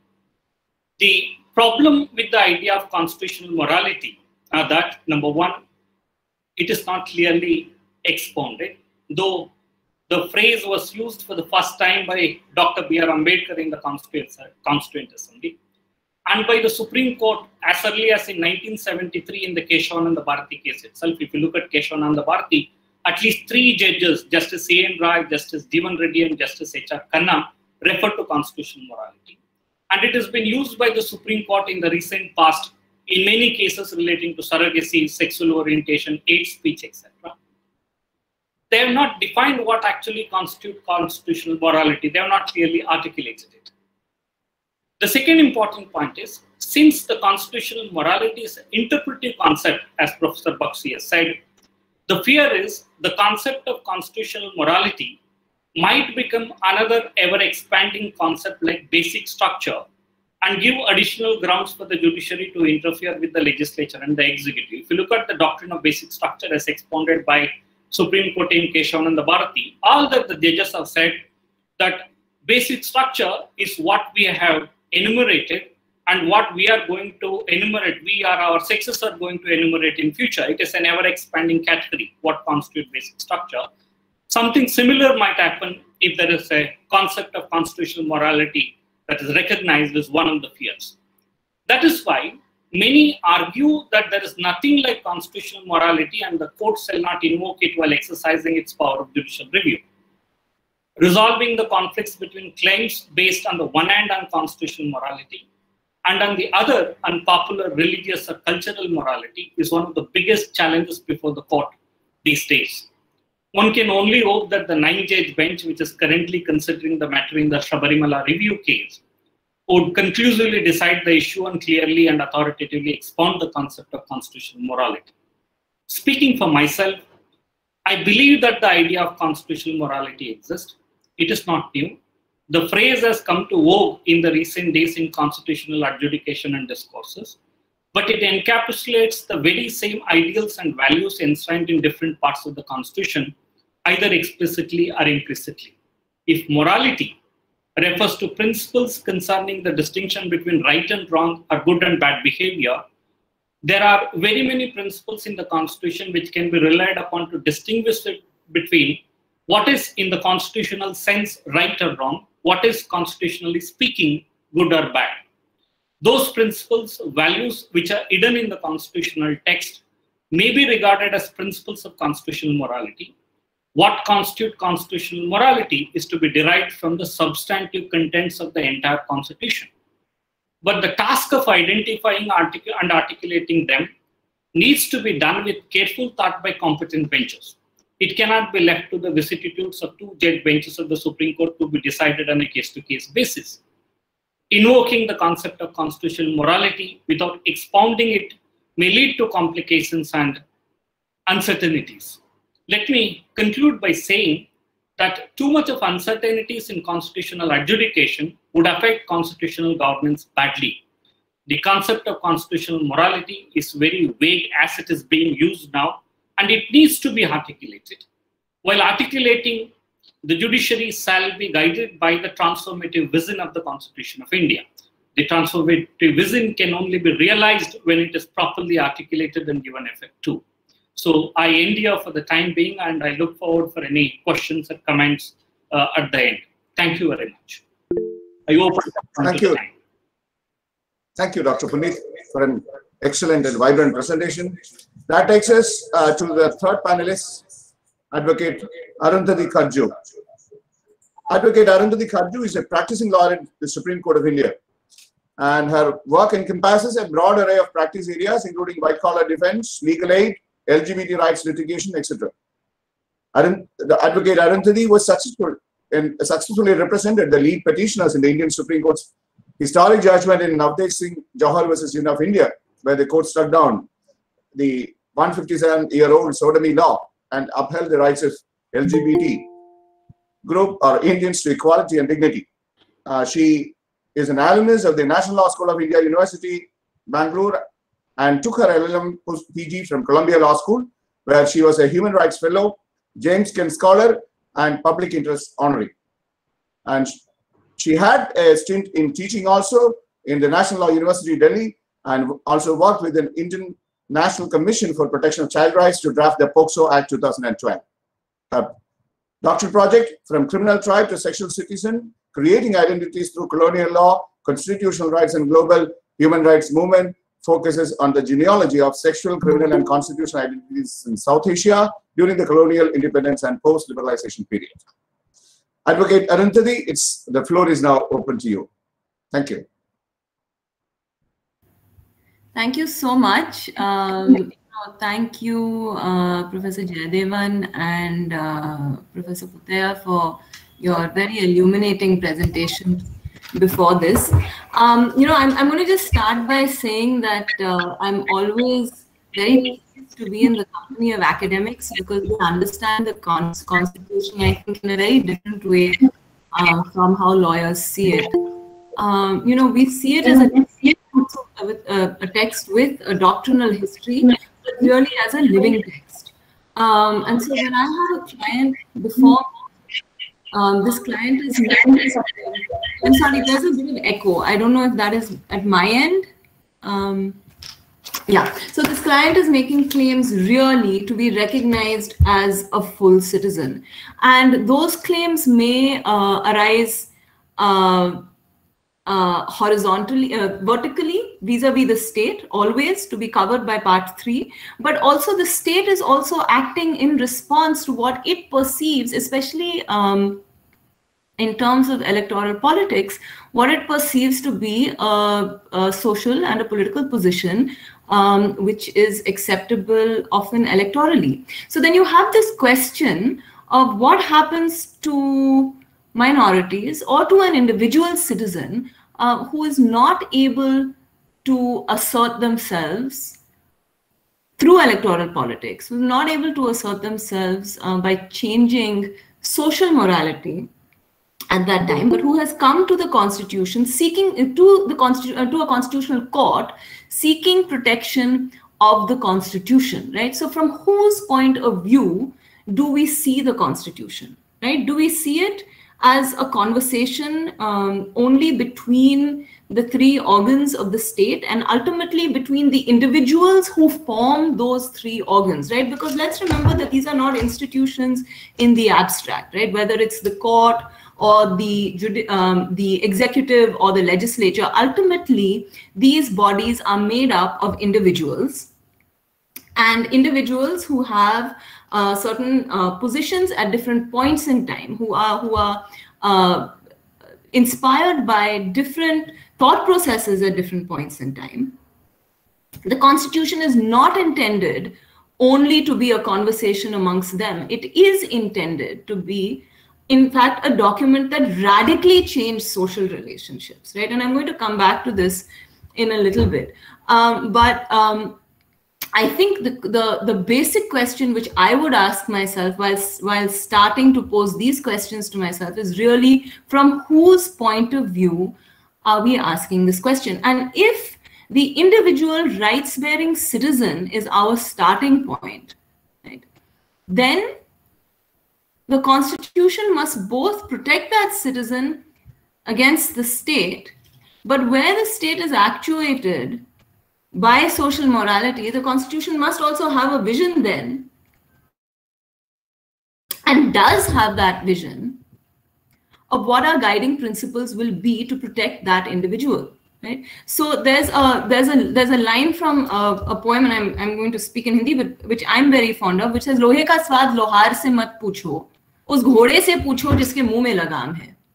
Start by asking these questions from the perspective of a citizen who has been denied their rights, perhaps not only today, but also historically, right? And we are at a juncture where we can ask ourselves this question from the point of view of multiple citizens, right? We have a constitution that makes a radical guarantee against historical backwardness, a historical backwardness that is perhaps, and that was for centuries backed by social morality. And we have today a matter going on. I mean, yesterday the Supreme Court has concluded that matter of a young girl who is cremated without her family present by the state. So then this question of whether the Constitution's transformation is supposed to be only a transformation amongst between horizontally or between the organs of the state, or actually a transformation of social relationships, right? And a transformation of social morality. So let us start by keeping these individuals at the center of this discussion, really. Right? I mean, not 6 months ago, we had tremendous, numerous images, right, of migrant workers who were walking back to their homes at the onset of a lockdown with little employment security. And today we are in the midst of an economic recession where labor force protections are being rolled back, And so we must again ask ourselves, who is this constitution for, before we start asking these questions? Because it's not simply a question of, what happens in one case or the other case, or what are the doctrines which we use, what may be the terminology which may be in vogue at one point, or different frameworks which we have to understand the constitution, which really arise in response to different social groups who are agitating the Supreme Court and agitating different courts in this country for recognition of their rights in the situations in which they find themselves, in transformations which are actually happening in our society. So, whether today we call it transformative constitutionalism and we see it as a contest between constitutional morality and social morality, I think the premise is there in the Constitution.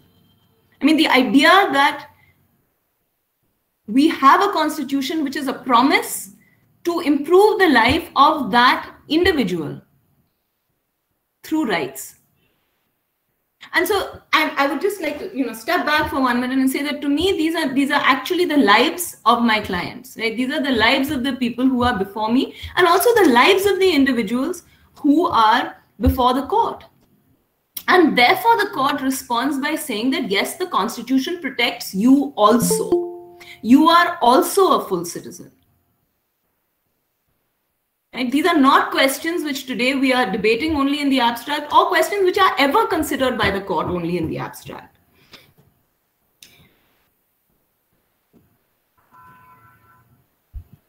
I think I'm going to just speak briefly about how this influences the some of the cases that I've done, right? And Sri Shankar mentioned the Johar case. We've recently filed, and on the 14th, we were heard by the Delhi High Court, issuing notice in a case where 2 LGBT couples have sought recognition of the right to marry a person of their choice. And there also, I would say that just as Johar said, that all individuals are protected, that the Constitution has a promise that where there is an individual who may not have, and let me rephrase that. I'm sorry, there was a question which just popped up. But let me just rephrase this. Where the Constitution promises, according to Johar, that a person has the freedom of choice. And that freedom of choice extends to matters of dress, that freedom of choice extends to matters of clothing, that freedom of choice extends to a question of who you might love. Because fundamentally, the Constitution recognizes the equality and dignity of each individual, even when the choices of that individual may go against whatever social morality may dictate. So ultimately, I think this is a question not only of cases that involve sexual orientation or gender rights. These are really questions that go to the basic promises we make ourselves as citizens, right? And that we make to each and every citizen of this country, right? Whether it is that young girl who was cremated, whether it is the migrant worker who's walking home. These are not questions which we answer only in the abstract and which ought to be answered only in the abstract. Thank you.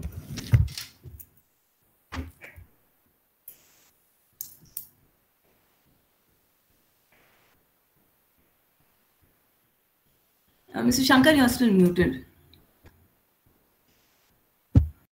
Thank you, Arundhati. And that takes us to Advocate Suhir Parsasadi. In fact, I'm also privileged to introduce him because I think I shared a platform with him some months back in the Nuance itself, in the Indo-American quiz endeavor, where along with Sudhir Krishnaswamy, I think. So I'm a regular follower of his journalistic explorations as well. He's a writer, he's a lawyer based in Chennai. He graduated in law from the National University of Juridical Sciences, Kolkata, and in journalism from Columbia University. Presently practices as an advocate at the Madras High Court. A prolific speaker and writer, his erudition and scholastic proficiency is always reflected in the columns that we write. And it is always a treat to go through your columns that you regularly write. Moreover, the subjects that he chooses to write and deliberate will be invariably contemporary issues, and hence for a person who follows the trajectory of those issues, they will get significant inputs from his writings. It's a pleasure and privilege to invite Advocate Suhil Parthasarathy to contribute to make his similar contributions to this knowledge exercise. Please. Thank you. Good afternoon to everybody. Thank you, Dr. Girishankar, for those very kind words. And thank you to Nuals for organizing this and for inviting me. Let me begin by making a frank admission. I think had this webinar been held in the back end of 2018, despite all the problems that the judiciary of the time was beset with, I'd have had a rather more optimistic take, albeit an optimism that might well have been misplaced on the present subject. After all, towards the end of Chief Justice Deepak Mishra's term, a slew of judgments were delivered that appeared to uphold the idea of the Constitution being transformative in nature. We had the judgment, as the earlier speakers referred to, in the cases concerning Section 377 of the Indian Penal Code, the judgment striking down the criminalization of adultery, and the judgment permitting entry of women into Sabarimala, among others. In all three of these rulings, the court, despite what some might regard as procedural concerns, recognized the Constitution's extraordinary and enormous transformative power. And I think indeed in the absence of these judgments, it's quite unlikely that we'd have all gathered together on this virtual conference to discuss the present subject. Now, there might be some who question the idea that the Indian Constitution is transformative in nature. And I think the counter to that and the argument that the Constitution is in fact meant to be transformative, as Dr. Puneet put it before me, is made very effectively in Gautam Bhatia's book. And I'm not going to belabor the point here, because I think we know that the Constitution was meant to herald social change. It was meant to be a break not only from our colonial past, but from the oppressions that are embedded in our ancient history. So I don't think that this really ought to be the point over which we need to have any cavil. And indeed, this is what those three judgments that I mentioned recognize. So I don't want to spend the next 10 minutes or so on the merits of those rulings. I think there's enough literature around to tell us what the court got right and why those judgments are worthy of emulation. The question I want to focus on rather is a question of form. Now, when we speak about constitutional morality, the form of our democratic structures, the strength of our institutions, the values of transparency, accountability, these I think often tend to get left out. And I think these values are as important as the substantive contents of our laws. And in these questions of constitutional form, I think we've seen a steady and lamentable decline, whether it's to do with the functioning of Parliament, the increasing rise of executive power centralized in the hands of few individuals, the assaults on the independence of the judiciary and the functioning of the Supreme Court and of the High Courts. All of these, I think, have suffered in some manner or the other. These, therefore, in my belief, are matters that we must, in the interest of enhancing democracy, concentrate on, as much as we do on some of the more substantive rights-based litigation. Now, we all know that in Dr. Ambedkar's vision, the Constitution embodied not only a charter of rights, but also a foundation for republican governance. Now, Dr. Ambedkar worried that democracy in India, to use his famous quotation, was only a top dressing on an Indian soil which was essentially undemocratic. So this saw him lay particular emphasis on a need to diffuse constitutional morality among India's citizens. So he famously, when he was introducing or moving the draft constitution in November 1948, he cited the classical historian George Grote.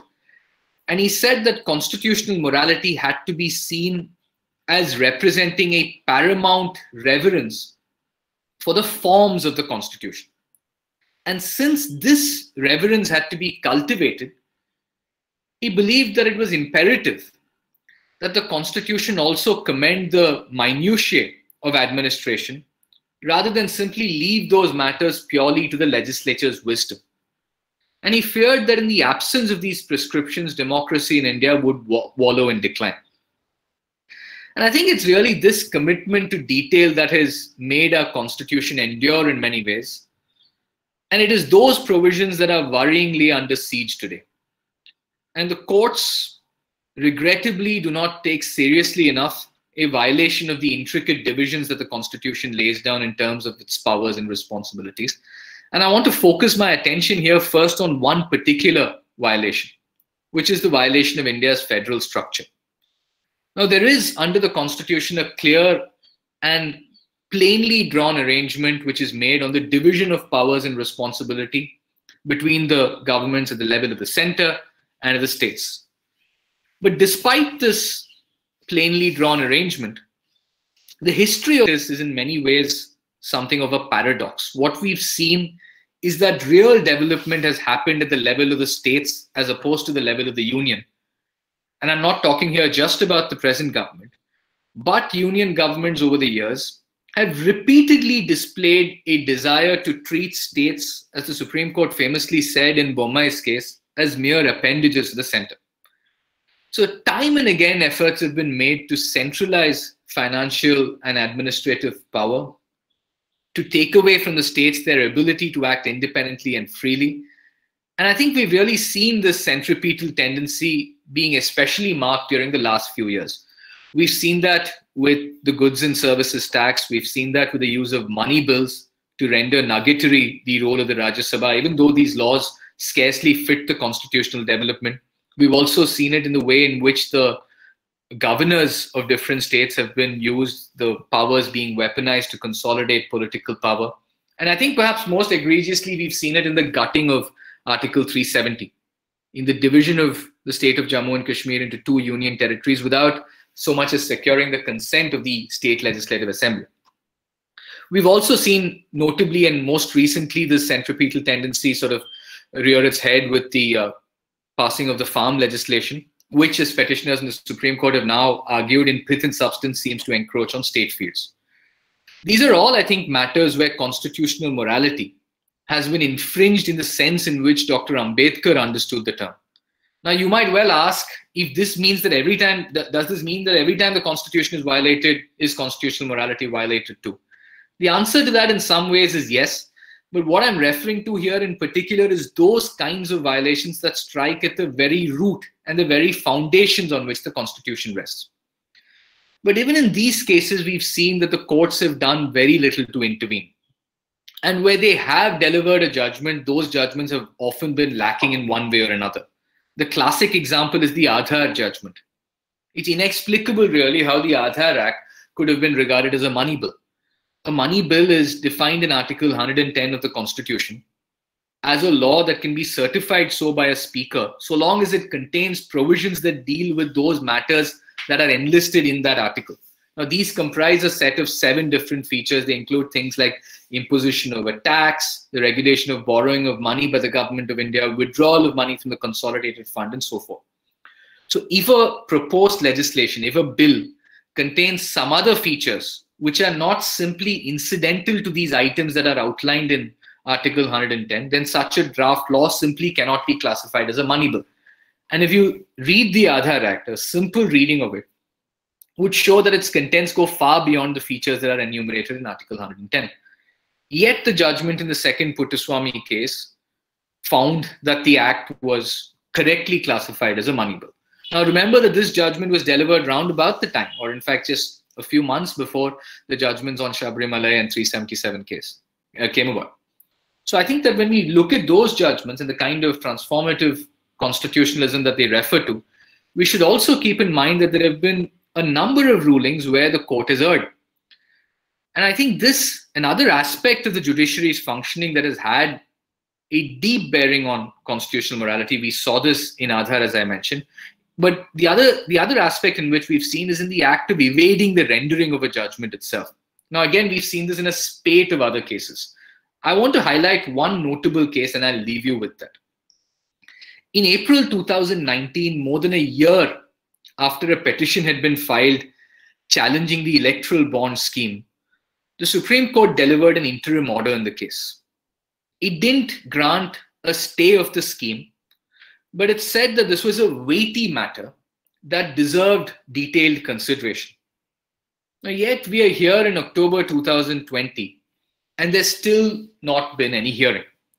Now, just to give you a very quick background, and I'll just try and conclude with that, the electoral bond scheme was introduced through the Finance Act of 2017. It allows a person, any artificial judicial person, even including companies, etc., to purchase bonds that are issued by the State Bank of India during specified periods of the year. These bonds are in the nature of promissory notes. They're issued in different denominations. These can be bought by a person and then donated to a political party of his or her or its choice. And the party can then have those bonds encashed on demand. Now, so far, all appears to be fine. But what the scheme also promises is complete anonymity of the donor. Not only is a bondholder entitled to keep its purchase secret, the political parties that receive these donations are also mandated to maintain confidentiality of the donor's identity. Now, when we speak about the Constitution as a transformative document and this idea of constitutional morality, we must look, I think, to begin with, at this idea of the universal adult franchise, which really is one of those essential features that makes our Constitution transformative. In her book, the scholar Onit Shani tells us how the creation of the suffrage through a universal adult franchise, which today we take for granted, was a consequence of radical thinking, of rewriting really the bureaucratic colonial imagination. Now, while some of the institutions that make the present-day democracy in India have their antecedents in colonial rule, the idea of a universal adult franchise isn't a consequence of such a legacy. It's really a product of a uniquely Indian exercise. It was driven from the ground by Indians of really quite humble backgrounds. So the notion that India's democracy would be secured on the basis of a universal franchise, which was agreed on at the very beginning of the Constituent Assembly's debates in 1947, was really therefore a product of revolutionary thinking. So if we are to consider this as a transformative feature, there has to be conditions made available on the ground to make this franchise real, to make it tangible. And petitions that were filed in the Supreme Court pointed to at least two fundamental defects with the scheme. One, that it was incorporated on the back of a series of amendments made to legislation such as the Income Tax Act and the Companies Act and the Representation of People Act, which were all introduced in the form of a money bill. And secondly, that the scheme flouts obviously a number of fundamental rights.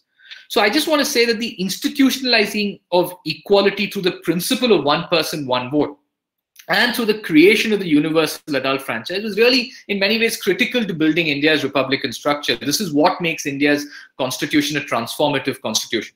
Now, when the power of that vote, which each person, which each citizen enjoys, is diluted through opacity in political funding, democracy as a whole loses its intrinsic value. And these terms that we're speaking about today, terms such as constitutional morality, transformative constitution, they all lose their respective meanings, really. So to conclude, I only want to say that we have to think about our democratic norms more cohesively rather than just focus on a few judgments that have been delivered by the court, albeit judgments which are admirable in many ways, because the true value of these judgments, such as those in Navtej Johar, in Puttaswamy 1, etc., lies in how they're applied not only to substantive disputes, but also to matters of form and procedure. Thank you. Thank you, Sudhir, for a very crisp presentation. I think two of the panel members have already responded through the chat boxes itself, and 1 minute I will request Dr. Jayadevan to quickly refer to the query because our valedictory address is about to start. So we have got pressure on compulsion on time still. We will oblige to at least one or two queries have been there directed at Dr. Jayadevan. You can pick one of those and please oblige. Could I have those? I'm not able to read them here. Could you just read them for me? Okay. Well, the first question is that where do you see the position of morality under Indian constitutional jurisprudence and its relevance in transforming the constitution? Can this morality, if not seen as constitutional morality, be seen as positive legal morality? Could you read it once more, please? where do you see the position of morality under Indian constitutional jurisprudence and its relevance? I think the person who has posed the question has misunderstood me, because I never said that there is what we call constitutional morality at all. If there is a morality, if there is what we call constitutional morality, that morality has to be with reference to what we call regulating the relationship between the rulers on the one hand and the ruled on the other. Unfortunately, that I have been purposefully using that term. Unfortunately, the term has been, or the expression has been used to denote or identify the social morality, the religious morality, the morality that we find among the community, and the very sanctity of the term constitutional morality has been brought down to what we call social morality. That is how the young lawyer's case has been referring to constitutional morality. It is not at all with. I am very sorry to disagree with the judgment of the case that it is not a matter of constitutional morality. It's a matter of social morality. It's very wrong on the part of the majority to bring the constitutional issues or constitutional morality issues with reference to a matter dealing with entry into the temple. No constitutional morality transformation. I was just focusing on the point that constitutional morality and transformative constitution must be focused in the fine place, that they must be jointly to bring the restriction on the powers of the rulers in all means. Okay, Nandita, shall I wind up here, or because you're having our resource person is already there for the validity of this?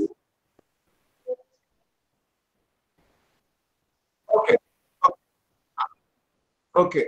Another question that is to Suhirt. Yes, I think. Can you read, Suhirt, from your chat box, or should I read it for you? I can read it, sir. No problem. I'm just trying to understand the question, which is, if in the name of transformative constitution, would you just be able to read it out, sir? It's okay. I think just mentioned with the judgment. I think it's the second by Monisha Sen. As you just mentioned, with regard to the judgments in the cases of Puttaswamy, the striking down of sections 377 and the Sabarimala case, can it be said that in the name of transformative constitutionalism, the judiciary has decided in favor of governmental-centric policies and not people-centric policies? No, I mean, I don't think one could really say that, in the sense that in those judgments, transformative constitution was certainly used in the manner in which it is meant to be understood, at least in the opinions of Justice Chandrachud. But there have been cases where I think the court, as I said, has failed to decide certain cases, and that it wouldn't, I think, try to justify that in the name of transformative constitutionalism. I mean, this idea of transformative constitution has a long way to go in terms of our building, in terms of the development of jurisprudence in our country. There are a number of other disputes to which it can certainly be applied. But I think what is regrettable is the Supreme Court sort of taking a backward step, as Dr. Puneet mentioned in the Sabarimala case, having delivered what was really a transformative judgment, for it to thereafter, on the basis of these review petitions, establish a larger bench and reopen the issue altogether without actually seeing if there was any error apparent on the face of the record in its original judgment. I think that is a regrettable move. In fact, that, I would argue, is an order which infringes and impinges upon every tenet of what we've today described as constitutional morality. And constitutional morality is something which requires a deep adherence to procedure, a deep adherence to norms. And when we look at the review order in the Sabarimala case, for example, the order of the majority is a 9-page order, in fact, a 9-paragraph order, which doesn't point to how there has been any error that is apparent on the face of the record of the original judgment at all. And it makes a reference to a larger bench. I think those are the kind of things that we need to avoid. We need greater transparency from our institutions and from the judiciary in particular in terms of adhering to these norms. Okay, Nandita, we will close with one more query, isn't it? You believe, madam? Yeah, I saw Devanshi's question. I'm sorry, I'm not able to turn my camera back on for some reason. But Devanshi, to answer your question, no, I don't think that we need any change in the provisions of the Constitution. In order to cull out this principle of constitutional morality, I think the idea of the principles of constitutional morality are found and emanate from Part 3 of the Constitution. They emanate from the preamble of the Constitution. And the idea, and then the next step of this thinking is that these are the values which will trump social values. If there is a contest between social values and constitutional values, then constitutional values will succeed. So no, I don't think that I mean, the Constitution is thoroughly imbued with the idea of constitutional morality. The constitutional idea of constitutional morality flows from the Constitution, which is why, you know, I would really say that, especially as a student, I would not look to understand the Constitution or, you know, to understand these questions only in a formulaic or in a technical kind of way, but also really to look at contemporary politics, to look at what is happening around us, and then to go back to the Constitution as a document to be read and understood. And then to ask ourselves, okay, what are the values in this document, and how are these situations playing out, and how vis-a-vis these values, and how are constitutional institutions and the three branches of the state then understanding and acting, are they acting in accordance with these values, or are they acting in accordance with social morality? I mean, I think you'll find it all in the text of the document. Thank you, Arundhati ma'am. And in fact, to wind up, I sincerely thank each of the panelists, Dr. V.R. Jayadevan, Dr. Puneet, and Dr. Arundhati Kajju, and Advocate Arundhati Kajju and Advocate Suhir Parthasarathy for significantly contributing or registering this views. Three of you panelists expressed some sort of reservation in the matter of content, misplaced the application of constitutional morality, and even retrogressive application, as Suhir has pointed out, whereas Advocate Arundhati was much more conscious about the need for that, particularly the dialogue that should always be there between the people and the mechanisms provided by the Constitution. So with that, we will come to the for the present. We are coming to the end, and curtains are drawn for this this session. I sincerely thank my teacher, Honorable Vice Chancellor Dr. K.C. Sunny sir, and also the respective directors of the two centers under whose auspices this session was being held, Dr. Mini and Dr. Nandita. Thank you for this opportunity. Thank you once again. Thank you for having us. Thank you very much.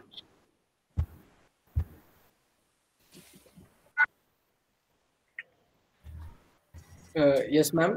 So as we continue under the panel discussion, I'd like to take this opportunity to thank our speakers of the discussion, Professor Dr. V.R. Jayadevan, Dr. P. Puneet, Advocate Arundhati Kajju, and Advocate Suhir Parthasarathy. I'd also like to thank our moderator, Dr. Girish Shankar SS. I express my thanks to Nandita ma'am, Mini ma'am, and the organizing committee, and also thank the participants of the discussion for their presence. Now, I hand over the stage to Ms. Neva for the valedictory session. Thank you, Ashwin. Good evening, everyone. The National University of Advanced Legal Studies, Kochi, is privileged to welcome you to the valedictory ceremony of the 3-day national webinar on constitutional morality and transformative constitutionalism. Without much delay, I cordially request Professor Dr. Mini S., Seminar Convener and Director in charge at the Center for Competition Law and Policy, to welcome the gathering. Ma'am, please. Thank you, Nehua. Good evening to one and all. Thus, we have come to the end of the 3 days national webinar hosted by Nuwals. In today's valedictory session, we have Dr. Sabi Khoshre. Sir has kindly accepted our invitation to deliver the valedictory address. Dr. Khoshre is the founder and president of Institute of Interdisciplinary Studies in the US. Sir has taken his PhD and MBA from Cornell University. Sir is an internationally recognized legal scholar and corporate consultant. Dr. Sabi Khoshre has written extensively and published in prestigious law journals like Fordham International Law, Michigan State International Law Journal, Georgetown International Law Review, Miami Law Review, to name a few. Sir's transformative constitutionalism is one of Sir's favorite area. That's why sir is here. On behalf of NUALS, I proudly welcome you, sir, to this program. Welcome you, sir. Good evening. Good evening, sir. Can you hear me? Since greetings from USA, I want to make sure my mic is working and everybody can hear me. Yes, sir, you are audible, sir. I want to thank Dr. Meany and the NUALS for inviting me to what I find truly a transformative webinar in of itself. You brought out some important constitutional topics and tried to create a future trajectory by using constitutional morality, transformative constitutionalism. And in my address, I want to inject the idea and the concept of personhood. It is the individual liberty and the search for personhood. That is why we are searching for constitutionalism and constitution. Now, you have over the last 3 days heard from honorable judges, eminent professors and lawyers on almost all topics related to transformative constitutionalism and constitutional morality. Also, the various pillars of Indian Constitution as they have animated through the landmark cases have been dissected and discussed.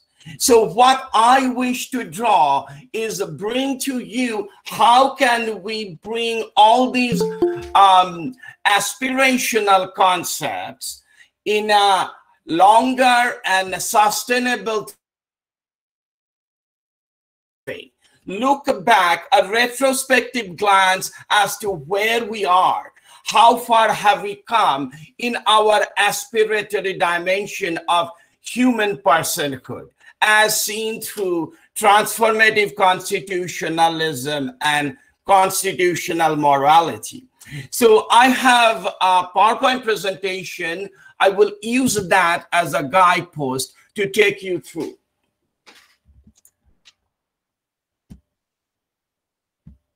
I'm about to share my presentation. Can everybody see my presentation? Yes, sir, it is visible. Okay, so I want to first begin with an anatomy of transformative constitutionalism. There has been a lot of talk, a lot of confusion, and a lot of discursive discussion about the idea of transformative constitutionalism. And I want to place all the diverging threads into one robust trajectory. I see transformative constitutionalism residing constitution as an instrument, using constitutionalism as a process dynamic to go from pre-state to post-state. In this journey, Constitution is an instrument that is used for fundamental institutional arrangement.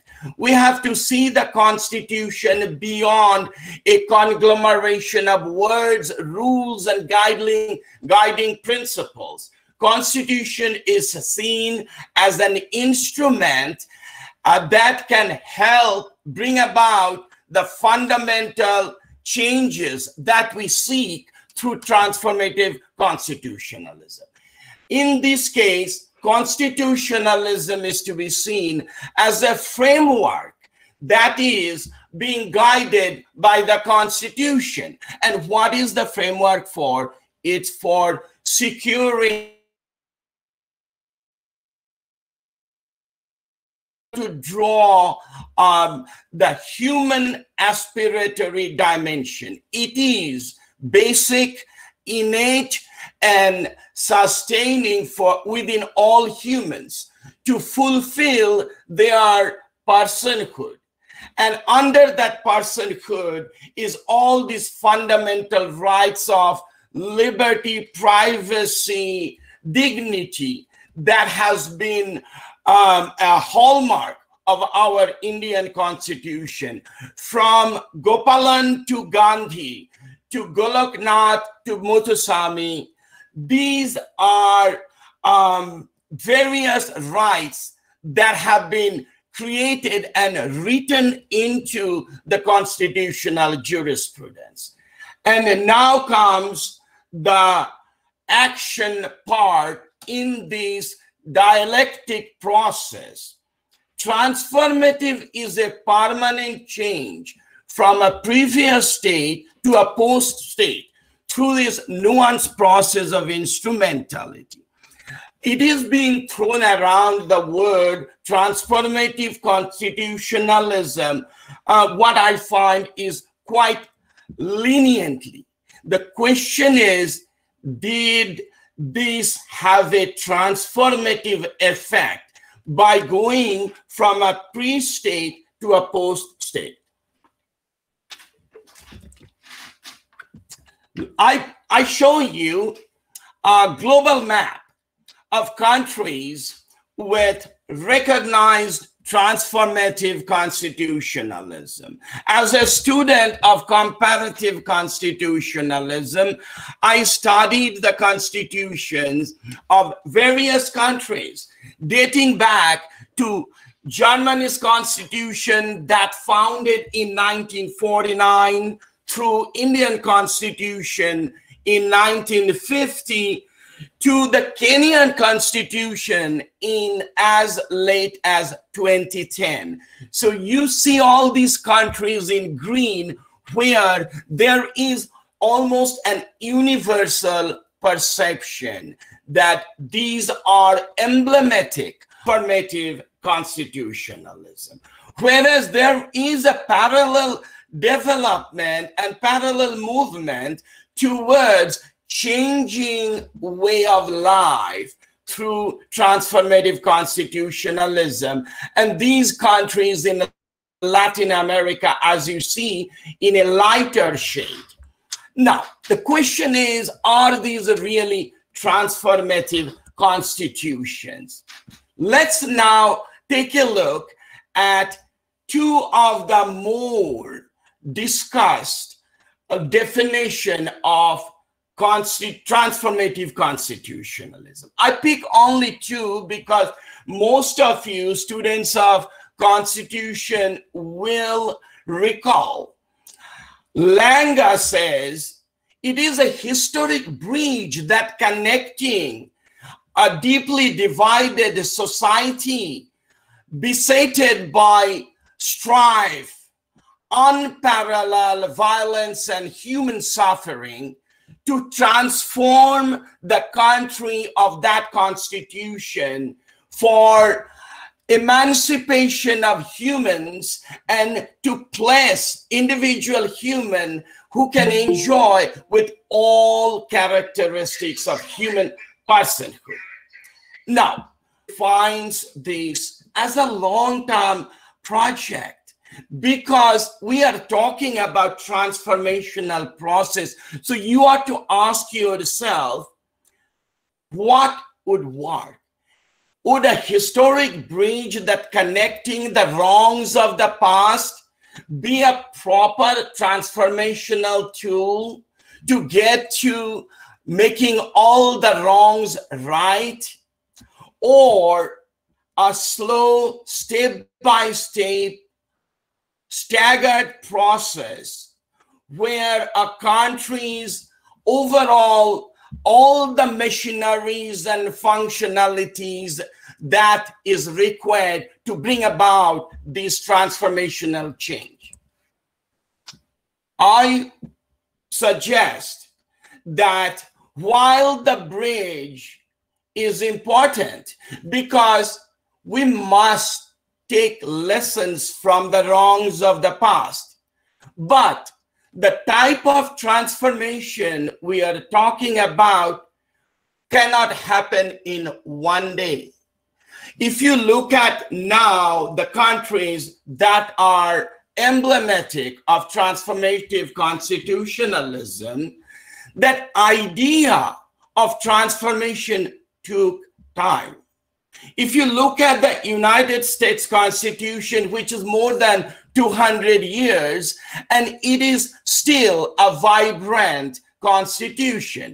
On the other hand, the one example I gave earlier is the Kenyan Constitution, the most recent new entrant to the universe of transformative constitutionalism, changed its constitutional structure by following the South African model only in 2010. So we have not even a transformative framework in these constitutions. So I suggest to you that when we are throwing around the term transformative constitutionalism, we have to introspect on two basic aspects. Is the realization of human rights, individual personhood going to be achieved? And just constitution just can give us guidelines. But for a transformative constitutionalism, if we cannot connect all the stakeholders to make those fundamental significant changes, it only stays as a paper tiger. So now let's look, what are we trying to achieve via transformative constitutionalism? To me, it goes back to the core of personhood. The personhood cannot be realized until the bundle of rights that are so fundamental. And if we look it through the broader and a composite prism of personhood, then we can amalgamate and acculturate all rights of privacy, dignity, expression, and the right to be left alone. And that is where the idea of transformative constitutionalism's objective must be seen through. Now, then there comes, once we understand where we want to go, then we can understand, we can talk about how to get there. In this case, transformation is not only vertical, coming from the constitutional courts to the next level of courts or the people. It must go through a horizontal relationships that are so robust that all the stakeholders within the governance can help the individual realize those rights that are so organic. So over the last 3 days, I have heard in some of these panels and the lectures, some questions were raised. There were many answers. I picked only a tiny subset of these questions that I thought, let me put some interpretative gloss and looking through how I see it from my studies of comparative constitutionalism all over the world, and looking at the aspiratory dimension of individual human personhood. So one of the questions that was discussed in one of the very first lecture by Honorable Justice Nambiar, there is a talk, there is an awareness, and the idea cuts both ways. Some are against judiciary's adventure into reading various rights into the constitutional precepts. And some wants to see it through a very rigid, fundamental, original ideas that was instituted in 1950. The question is our judiciary on the right track? The question then also turns around a perceived violation of the basic structure doctrine. So let me address the basic structure doctrine and its immutability that is sometimes talked about.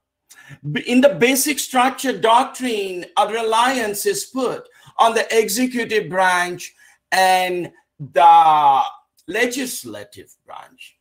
The question is, yes, judiciary's power should be equal to all the other branches, but what do you do when an executive branch is not fulfilling its duties?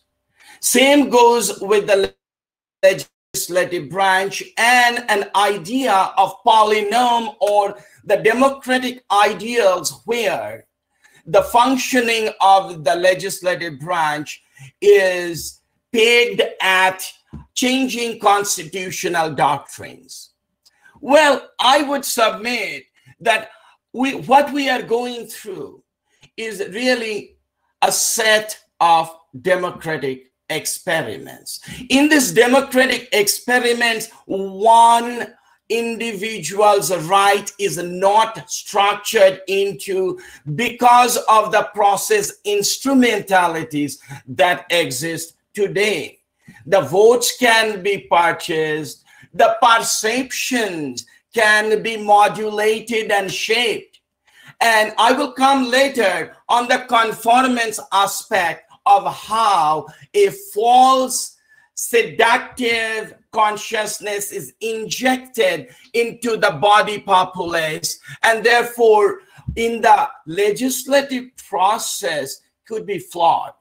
So judiciary remains the last sentinels of upholding Indian people's rights, and therefore until we become a more mature nation where the illiteracy is truly eradicated, the constitutional ambience is injected in the minds and consciousness of all people, judiciary must be vigilant to uphold these rights, the rights that are enshrined in people's, individuals' right to become a full person. Next, the question of constitutional morality and its conflict, its tension with public morality keeps coming back in different discussions. And it was also the idea of positive legal morality was thrown in. So let me capture these three moralities: a positive legal morality, a constitutional morality, and a public morality in the fray, and see how we can come to a just society to fulfill the rights of all humanity. Positive legal morality is divorced or intermingled with a concept of morality that is based on religious doctrines. On the other hand, public morality is shaped by misconceptions, centuries of flawed understanding and ideologies. So if we allow a public morality to supersede over constitutional morality, the core principles of the Constitution or the fundamental philosophies of the Constitution will never be able to come up in the surface. If we did not have the constitutional morality superseding public morality, some of the minority rights, like the transgender rights, the right to marriage equality for the same-sex couples, and also the right of women to go to some temples, will never be realized. So I think constitutional morality is here to stay, and it could be a robust vehicle to help us get to the post-state that I talked about. I talked about transformational constitutionalism is a process framework that takes us from a pre-state to a post-state. And I submit to you that constitutional morality could be one of the vehicles through which we can get there.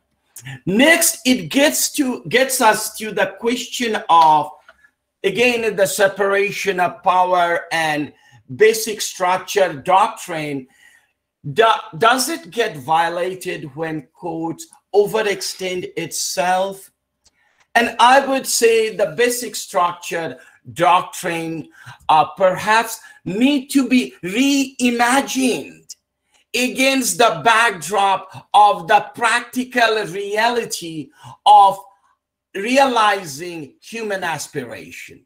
Because in India, still, based on public morality or a positive legal morality, inconvenient women can be incarcerated, put away.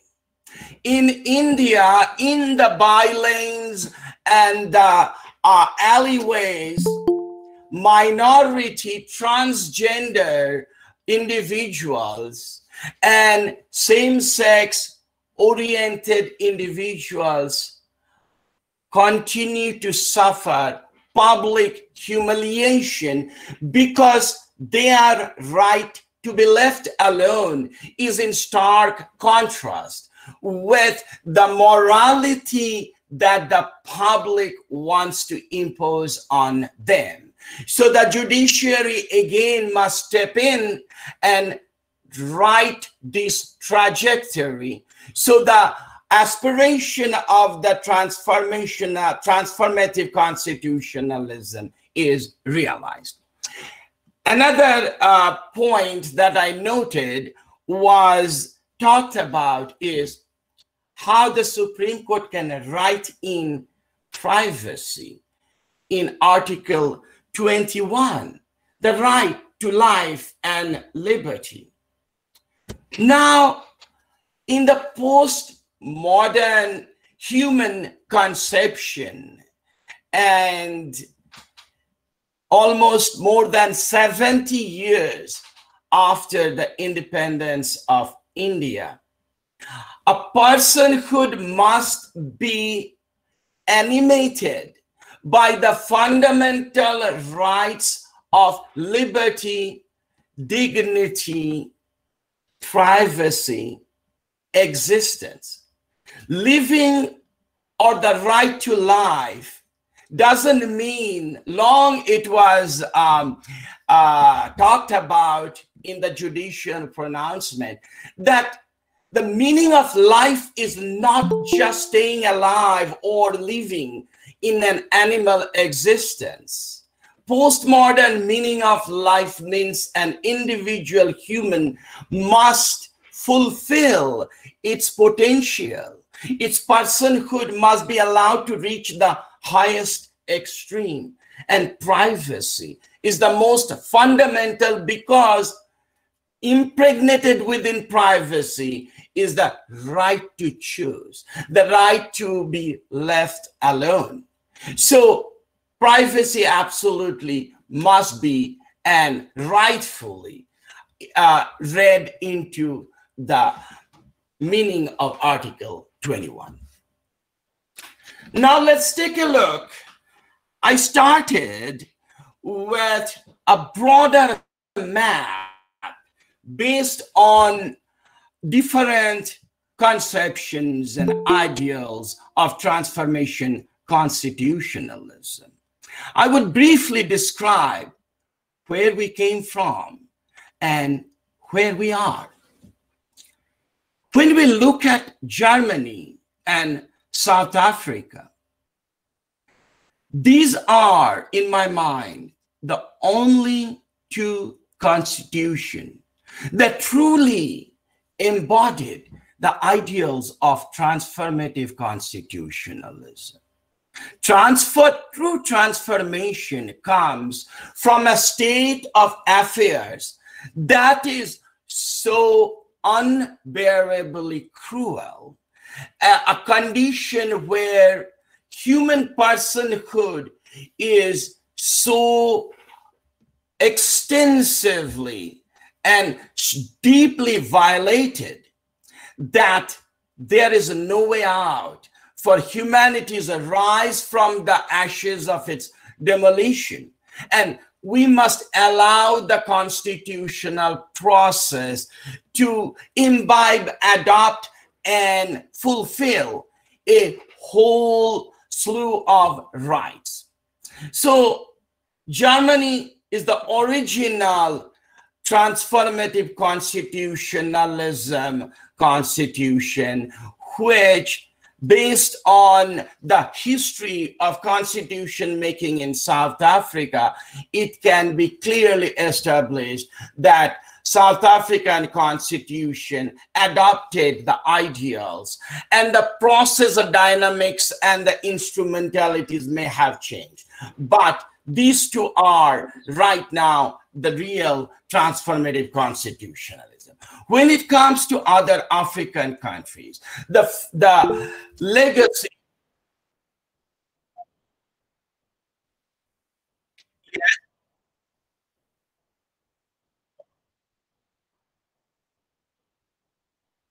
Okay, let me fast forward, and I will give me 2 minutes. I will wrap this up. Okay.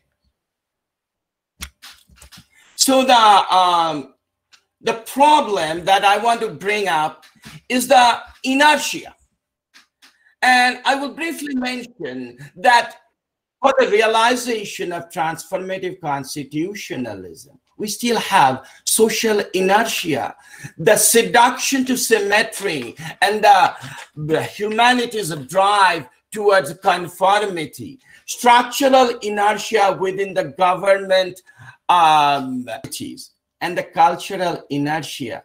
It will not allow these private rights, desires, and aspiration to rise up.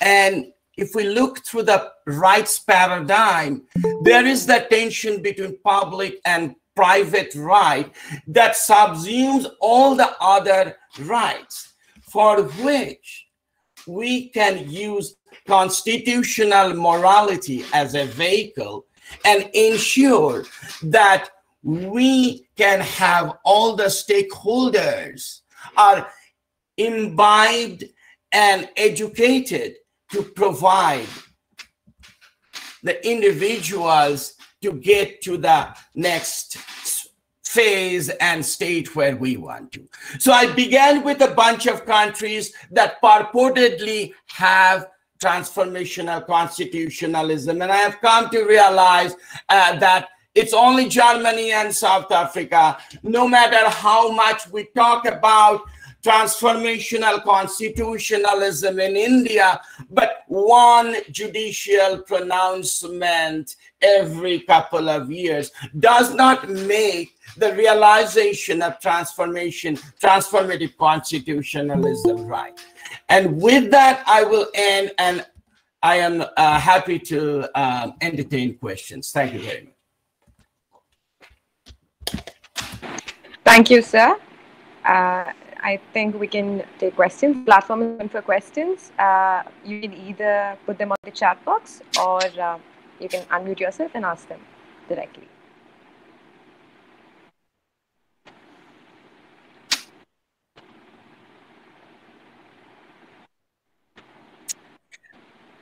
Well, these are comments.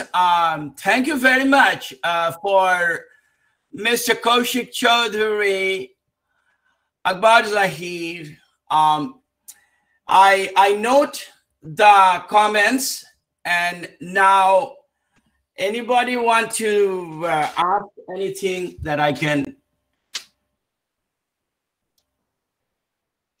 Hello. Yes, sir. Yeah, so my name is Akbar. I'm a graduate student at the University of Oxford. I think your account of transformative constitutionalism is incomplete and problematic because it provides for a transition from a culture of authority to a culture of justification. I think that has a very particular meaning. Now, I think that is what justifies basic structure review, and it has nothing to do with illiteracy in India, right? So when there is a transition from a culture of authority to a culture of justification, it accords constitutional codes a very special position. The very special position is that the culture of justification requires courts to demand justifications on behalf of the people. So I do not agree with your idea of Transformational constitutionalism. Yes. Yeah, I do not agree with your conception of transformative constitutionalism or your justifications for basic structure review. And I do not believe German constitutionalism, at least in the way having a dignity clause, article basic law saying that human dignity is inviolable. That does not make Germany a jurisdiction with transformative constitutionalism. Yeah, so that's pretty much it.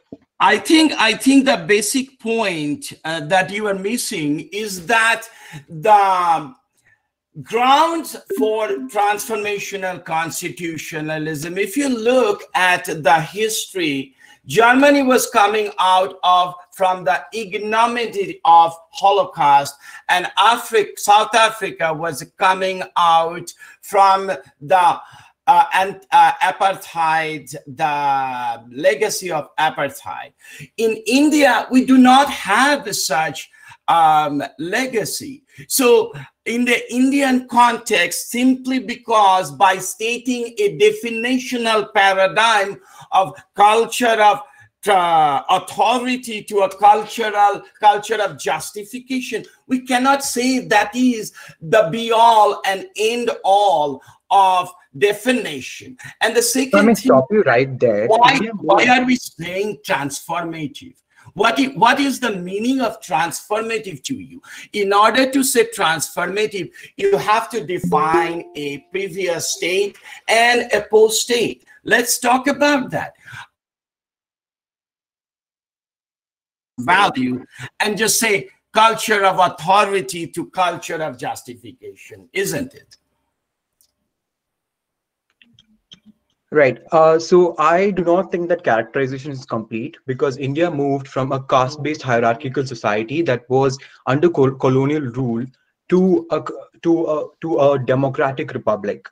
And I don't think there is a lack of transformation there, and there is very, very good, a very radical transformation. And India is a country, if you read Madhav Khosla's recent work, India is a country that democratized at once when the world thought that democratization at once was not possible.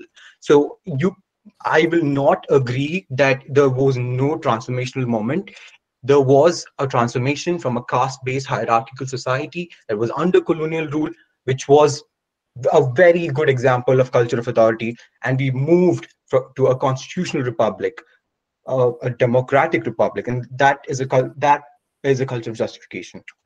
Caste-based discrimination is still alive and well, and I am not denying that transformation did take place, but the velocity and the intensity of such transformation must be looked at to really say whether it is a transformative, truly transformative.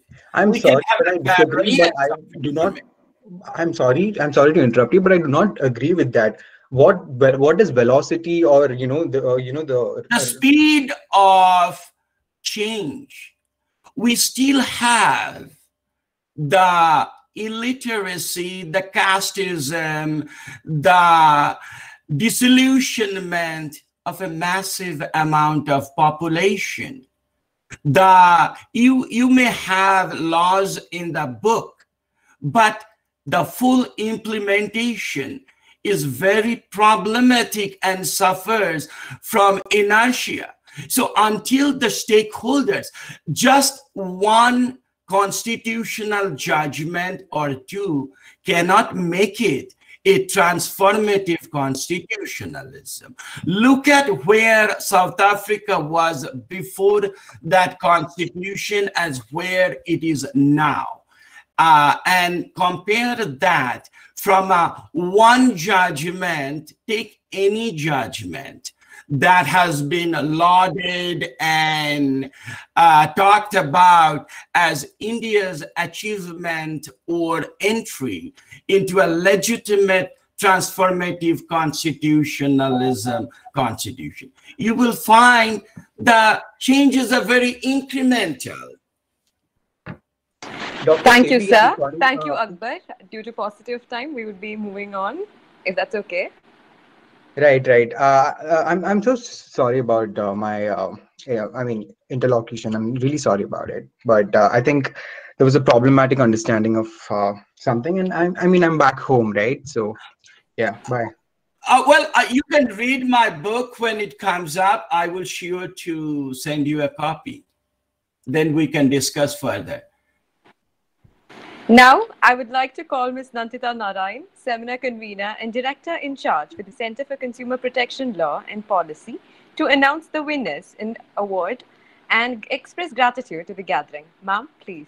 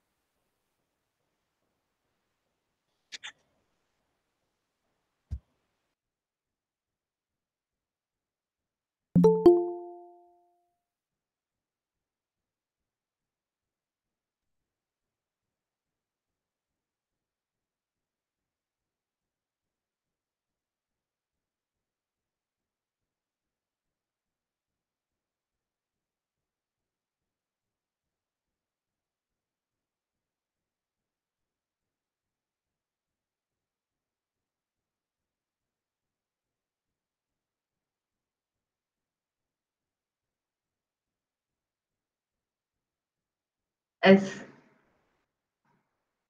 I was chairing the session. I endorse. Kaushik, it was really wonderful to hear you.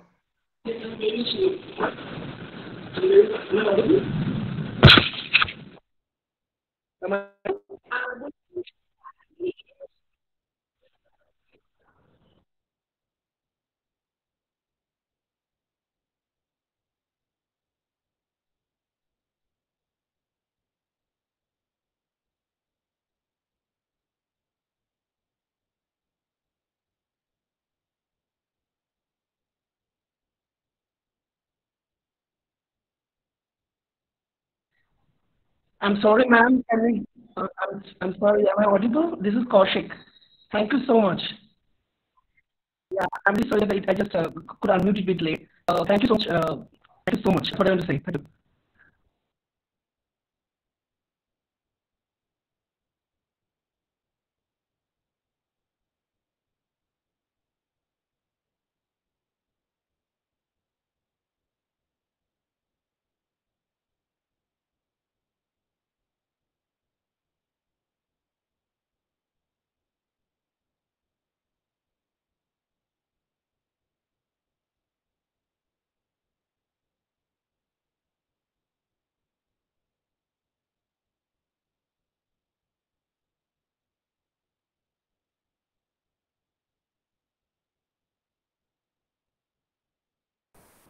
Thank you so much.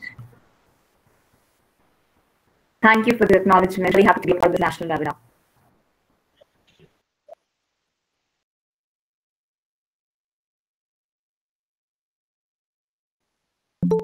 Thank you, ma'am.